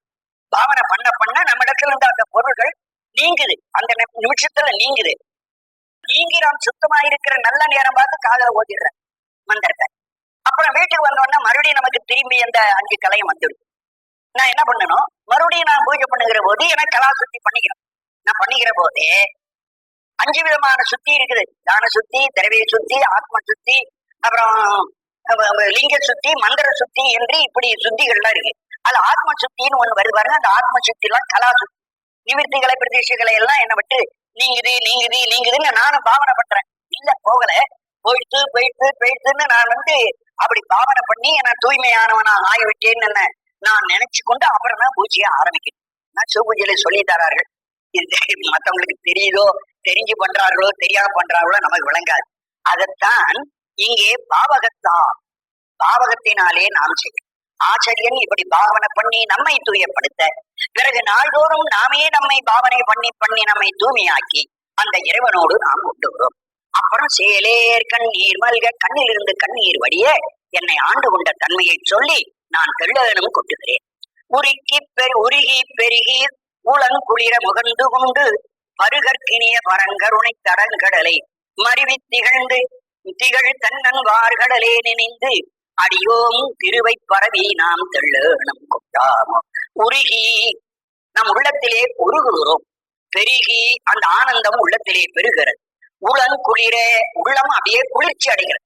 அந்த இறைவனை நினைக்க நினைக்க மனம் உருகி, உருகனாலே மனத்திலே ஒரு சில்லிப்பு, ஒரு இனிய உணர்வு உண்டாகிறது. முகந்து கொண்டு அந்த உடனே அந்த ஆனந்தத்தை நாம் முள்ளுகிறோம். எங்கிருந்து கொள்றோம்? ஒரு பெரிய சமுத்திரம், சமுத்திரத்திலே ஆனந்தம் நிறைய இருக்கு. அதுல ஒரு சின்ன குடத்தை கொண்டு போய் அதுல முள்றது மாதிரி அந்த ஆனந்தத்தை எடுக்கிறோம். அது எந்த இடத்துல இருக்கு அந்த ஆனந்தம்? பருகற்கு இனிய பரங்கர் உனை தடங்கடல், பெரிய கடல், எவ்வளவு முண்டாலும் குறையாது தடங்கடல். கருணை தடங்கடல், கருணையே வடிவமானது இறைவனுடைய கடல். அது பருகற்கு இனிய, குடிச்சா திட்டிக்கும், பருகுவதற்கு இனிப்பாயிருக்கிற கடல் தண்ணீர். கடல்னு சொன்னோட கடல்ல இருக்கிற தண்ணீரை கையால் அள்ளி ஒரு சொட்டு நாக்குல வைக்கிறதுக்குள்ள உப்பு கரிக்கும், துப்பிடுவோம். கடல்ல இருக்கிற தண்ணியை ஒரு சொட்டு கூட குடிக்க முடியாது, அது உப்பு கரிக்கும். ஆனால் இறைவன் என்று சொல்லுகிற கருணை கடல் இருக்கே, அந்த தண்ணீர் பருகுவதற்கு இனியது, குடிக்க குடிக்க ரொம்ப தித்திப்பாரு. பருகற்கு இனிய பரங்கர் உனை தடங்கடலை மருவித்துகள் தென்னன்பார் கடலே நினைந்து, அப்பேற்பட்ட கடல்ல தண்ணீரை முண்டு முண்டு அந்த சிறைவன் தென்னனாக இருக்கிற பாண்டியன் தென்னன்பார் கடல், தென்னன் தென்னாடுடைய பெருமான். அந்த தென்னனைத்தான் முன்னே தென்னா தென்னா என்று தெள்ளனம் கொட்டாமோ என்று முன்னே சொல்லும் போது தென்னனே தென்னாவுடையவனே தென்னாவுடையவனே என்று சொல்லி தெள்ளனம் கொட்டுவோம்னு ஒண்ணு பாடினார். அது இங்க முழுக்க சொல்லி காட்டுறார். தென்னன் தென்னாட்டை உடையவன், தென்னாட்டில் இருக்கிற பெருமான். தென்னன் பார்கடையை நினைந்து, அவன் திருவடியை நினைத்து நினைத்து அடியோம் திருவை பரவி, அடியோம் பெற்ற திரு அந்த செல்வம், இறைவனிடத்திலிருந்து கிடைத்த அந்த சுகம், அந்த சுகத்தை வணங்கி வணங்கி தெள்ளனம் நாம் கொட்டி வணங்குவோமாக. புத்தன் புரந்தனாதிபர் அயன்மால் போற்றி செய்யும் பித்தன் பெருந்துரை மேக பிரான் பிறப்பறுத்து அத்தன் அணிதில்லை அம்பலவன் அருட்கடல்கள் சித்தம் புகுந்தவா தெள்ளனம் கொட்டாமோ. புத்தன், புத்தன் என்பது மதத்தை குறிக்கவில்லை, புத்தன் என்பது மதம் அல்ல. அடுத்தது பார்த்தாதான் தெரியும்.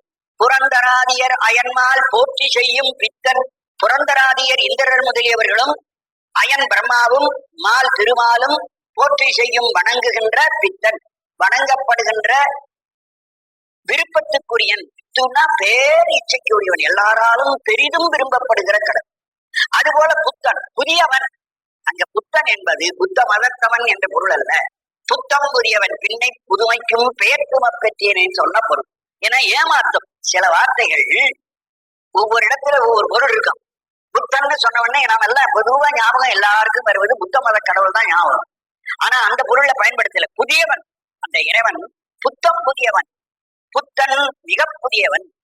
புரந்தராதியரயன்மால் போற்றி செய்யும் பித்தன், பித்தனாக இருப்பவன். பெருந்துரை மேக பிரான், திருப்பெருந்துரையில இருக்கிற பெருமான்.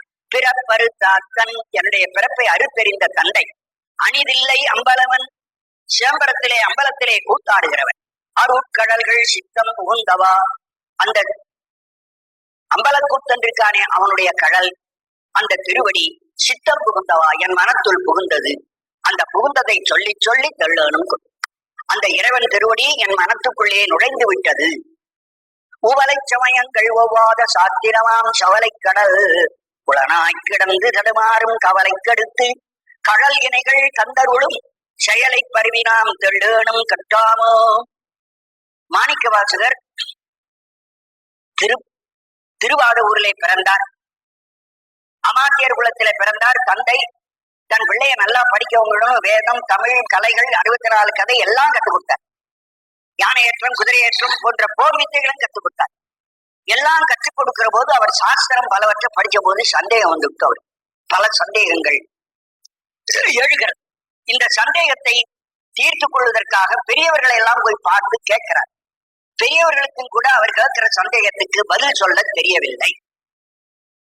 அப்புறம் ஒவ்வொரு மதமா அந்த ஊர்க்காரங்கள்ல வெவ்வேறு மதத்தவர்களை சந்திக்கிறார். ஒவ்வொரு மதத்தவர்களையும் போய் பல சந்தேகங்களை கேட்கிறார்.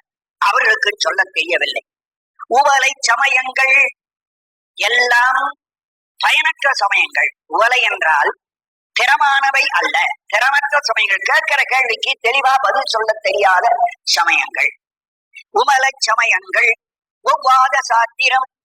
சரி, புத்தகத்தை எடுத்து நமக்கு சந்தேகமா இருக்கே, படிச்சு பார்ப்பேன்னு இந்த புத்தகத்தை படிச்சா ஒரு விதம், அந்த புத்தகத்தை பார்த்தா இன்னொரு. ஒண்ணுக்கு ஒண்ணு ஒத்துக்க மாட்டேங்க. ஒவ்வாத சாத்திரமாம், ஒண்ணுக்கு ஒண்ணு ஒத்துக்கொள்ளாம இருக்கு. விநாயகர் எப்படி இருப்பா அப்படின்னு ஒரு சந்தேகம். ஔவையாருடைய பாடல்ல வாக்குண்டாம்ங்கிற பாட்டை எடுத்து ஒருத்தர் படிச்சார்.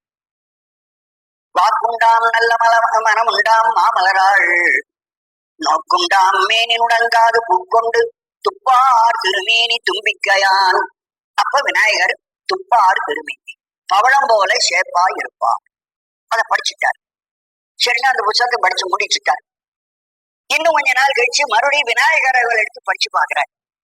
விநாயகர்ல படிச்சு பார்க்கும்போது நெஞ்சி குடி உண்ட நீல மேனியும். விநாயகர்ல என்ன வருது? விநாயகரை சொல்லும் என் மனசுல குடியேறிய கருப்பான உடம்பையுடைய விநாயகர். இதை படிச்ச உடனே அவருக்கு சந்தேகம். அதுவும் ஒரு சாஸ்திரம், இதுவும் ஒரு சாஸ்திரம். அதுல விநாயகர் சேப்பா இருக்குன்னு சொல்லு, இந்த விநாயகர் கருப்பா இருக்குன்னு சொல்றாரு. ஒண்ணுக்கு ஒண்ணு ஒத்துக்க மாட்டேங்க. ஒவ்வாத சாத்தியம். ஒன்னே ஒண்ணு உதாரணத்துக்கு சொல்லணும். இது மாதிரி ஒவ்வொரு புத்தகத்திலையும் ஒண்ணுக்கு ஒண்ணு தடுமாற்றமான தகராறு பிடிச்சவைகள் நிறைய இருக்கு. அதனால்தான் அவர் சொல்றார், இப்படி ஒரு சாஸ்திரத்தை எடுத்து படிக்கிற போது ஒரு புத்தகத்துக்கு ஒரு புத்தகம் ஒண்ணுக்கு ஒண்ணு விரோதமா இருக்கு. இந்த விரோதத்தை எல்லாம் கேட்டா சொல்ல தெரியாதவர்கள், அந்த காலத்துல சொல்ல தெரியல.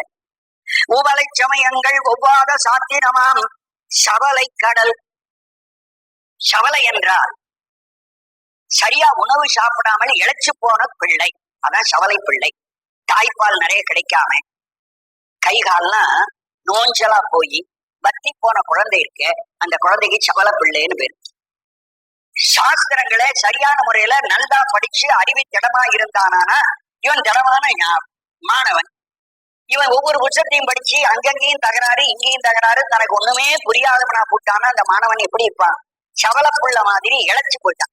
படிச்சவனுக்கு அறிவு திறமில்லாமல் சவளப்பிள்ளை மாதிரி திறமில்லாதவனாக இருக்கிறான். அதான் சவலை கடலுள். இந்த திறமற்றதான கடலுக்குள் நான் மூழ்கி போகாமல், கடல் உளர்நாய், அந்த கடலுக்குள் மூழ்கி போனவனாய் கிடந்து தடுமாறும். அதிலே உள்ளே கிடந்து நான் தடுமாறுகிறேன். இந்த பல சமயங்கள்ல போய் கேட்டு பார்க்கிறேன், தடுமாறு சாஸ்திரத்தை கேட்டு பார்க்கிறேன். இந்த சவலை கடல்ல உழுந்து நான் தடுமாறுறேன். தடுமாறுகிற என்னை அவன் இறைவன் என்ன பண்ணான்? குருநாதரா வந்தான்.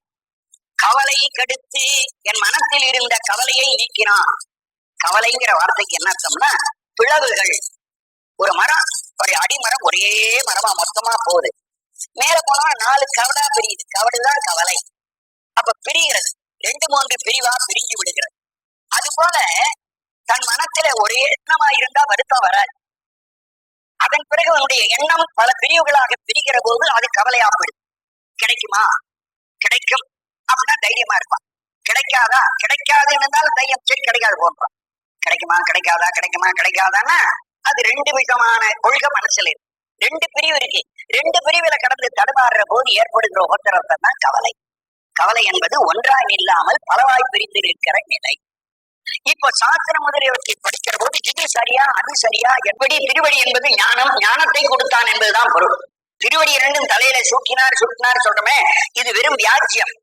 வெளியில் இருக்கிற பார்ப்புகிறவர்களுக்கு திருவடியை தூக்கி தலையில வைக்கிறதாகவும் அவனுக்கு ஒரு தீட்சை நடப்பதாகவும் தெரிவிக்கப்படுகிற ஒரு வெறும் காட்சி. ஆனால் அந்த திருவடியானது ஞானம் தருகின்ற இடம். அதான் திருவடி ஞானம், திருவடியே ஞானம் என்றுதான் சாஸ்திரத்திலே சொல்லியது. அந்த திருவடியை உணர்ந்தார்னா இவருக்கு ஞானம் கைவர பெற்றார். எல்லா குழப்பமும் தீர்ந்துவிடும். ஞானம் வந்துட்டா அப்புறம் தடுமாற்றம் கிடையாது, கவலை கிடையாது, ஒரு எந்த விதமான சந்தேகம் அவனுக்கு இல்லை. சந்தேகம் தீர்வதற்கான ஞானத்தை இறைவன் தந்து விட்டார். அதான் கவலை கடுத்து கடல் இணைகள் கண்டருளும் செயலை பரவி, அந்த ஞானத்தை கொடுத்த இறைவனுடைய அந்த திறத்தை பாடி நாம் தெள்ளனும் கொட்டுவோம். வான் கெட்டு மாருதம் மாய்ந்து அழல் நீர் மண் கடினும் தான் கெட்டலின்றி சலிப்பறியா தன்மயன். இறைவன் இருக்கார். அந்த இறைவன் இந்த மேல ஆகாயம் இருக்க அந்த ஆகாயம் ஒரு நாள் அழிஞ்சு போயிட்டுன்னா அப்ப இறைவனா அழிஞ்சு விடுவானா? இந்த உலகத்துல அங்கும் இங்கும் இப்படி ஓடிக்கொண்டிருக்கே காத்து, இந்த காத்து உலகத்தில் இல்லாம அழிஞ்சு விட்டா இறைவன் அழிஞ்சு போவானா? அழல், இந்த உலகத்தில் நெருப்பு எங்கெங்கயோ நமக்கு எந்தெந்த விதத்திலேயோ கிடைக்கிறது. அந்த நெருப்பெல்லாம் உலகத்தில் இல்லைங்கிற ஒரு காலம் வந்து விட்டா இறைவன் போயிடுவானா? தண்ணீர், ஆறு குளம் போன்ற இடத்துல கிடைக்கிற தண்ணீரே இல்லாம போயிட்டா இறைவன் போவானா? அப்படின்னா இத்தனையும் கட்டி போலாம். ஆகாயம் இல்லாமல் போகலாம், காற்று இல்லாம போகலாம், நெருப்பு இல்லாம போகலாம், தண்ணி இல்லாம போகலாம். ஆனா இறைவன் மட்டும் அழிய மாட்டான். வான் கட்டு ஆகாயம் அழிந்தும் மாருதம் மாய்ந்து, காற்று அழிந்து போயும் அழல் நீர் மண் கெடினும், அழல் கடினும் நீர் கடினும் மண் கடினும் மூணா பிடிக்கும். நெருப்பு அத்து போனாலும், நீர் கெட்டு போனாலும், மண் பூமி இல்லாமல் அழிஞ்சு போனாலும் கூட தான் கெட்டலின்றி தான் அழியாதவனாக இருக்கிறான். பஞ்சபூதமே அழிந்தாலும் தான் மட்டும் அழியாதவனாக இருந்து சலிப்பு அறியா தன்மையன் நடுக்கமில்லாதவனாய் இருக்கிறவன் இறைவன். அந்த இறைவனுக்கு இலக்கணம். இறைவன் பஞ்சபூதம் அழிந்தாலும் அவன் அழிவது இல்லை என்பதை தெரிவிக்கிற நிலை. தன்மையனுக்கு ஊன் கட்டு உயிர் கட்டு உணர்வு கட்டு உள்ளமும் போய் நான் கட்டவா பாடி தெள்ளனும் கொட்டாமோ.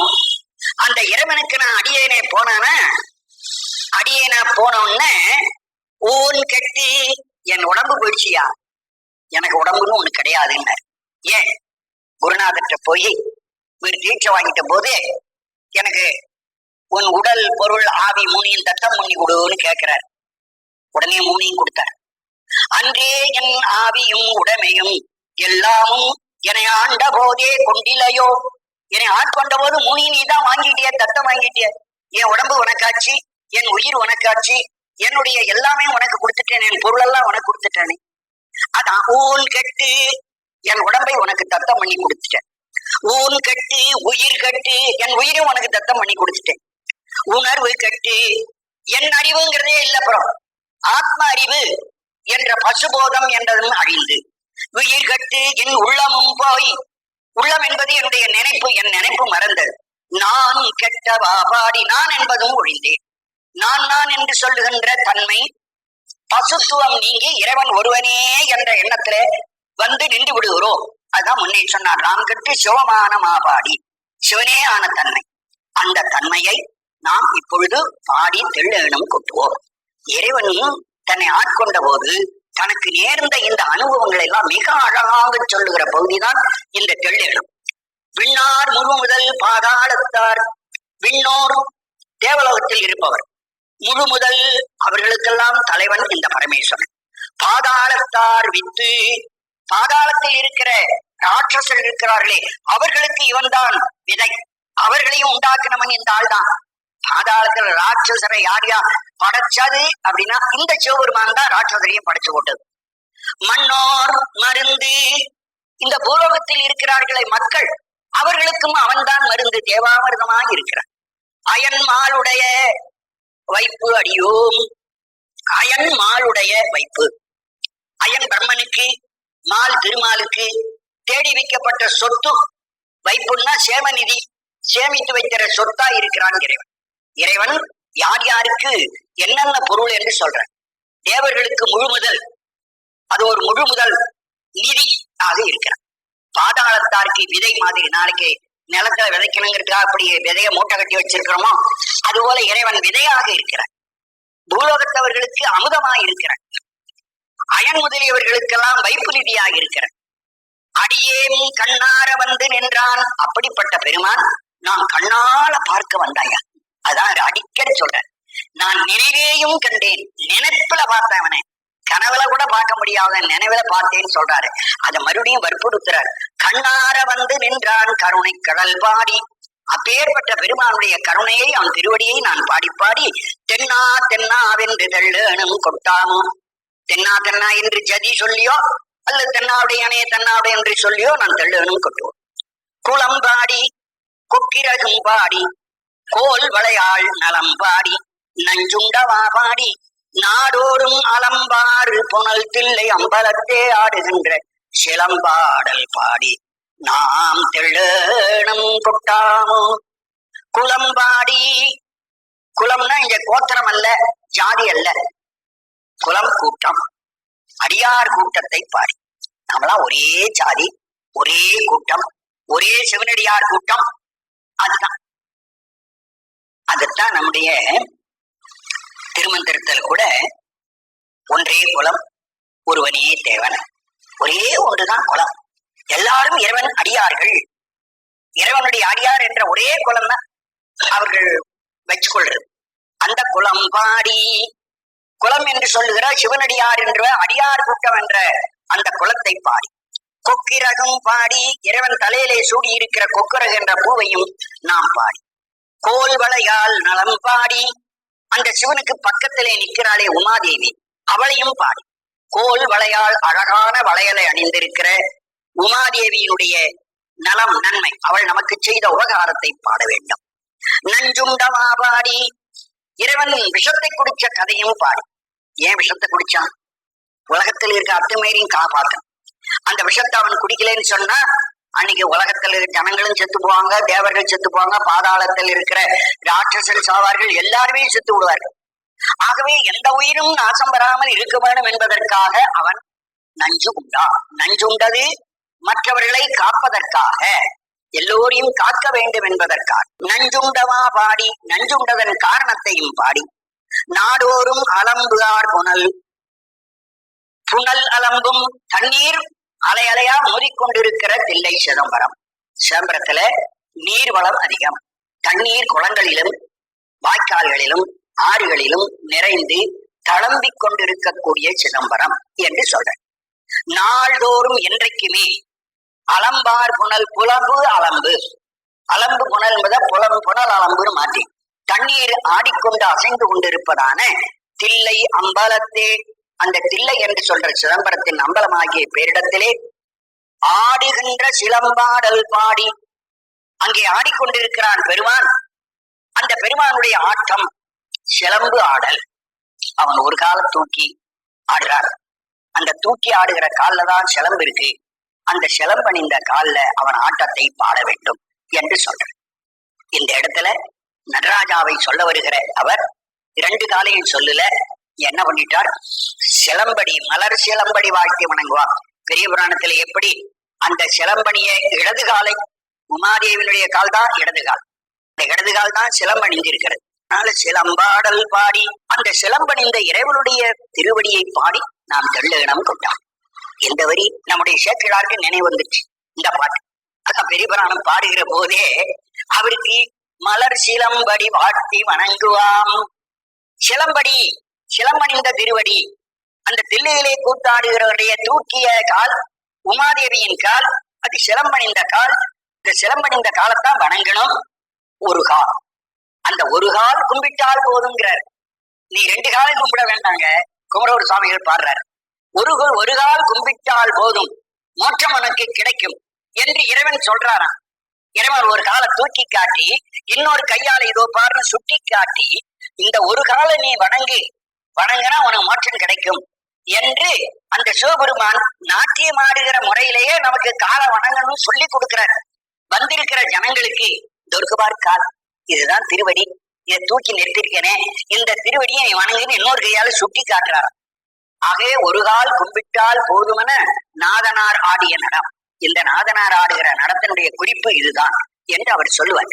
அந்த சிலம்பாடல் பாடி, அந்த சிவபெருமானுடைய கூத்தை பாடி நாம் தெள்ளேனம் கொண்டுவோம், பறை அடிப்போமாக என்று சொல்லி இந்த 20 பாடலிலும் இறைவன் அவருக்கு செய்த சிறப்பை மிக அழகாக வெளிப்படுத்தி இருக்கிறார் சொல்லி என்ற அளவோடு இந்த பகுதியை நான் நிறைவு செய்து கொள்கிறேன். வணக்கம்.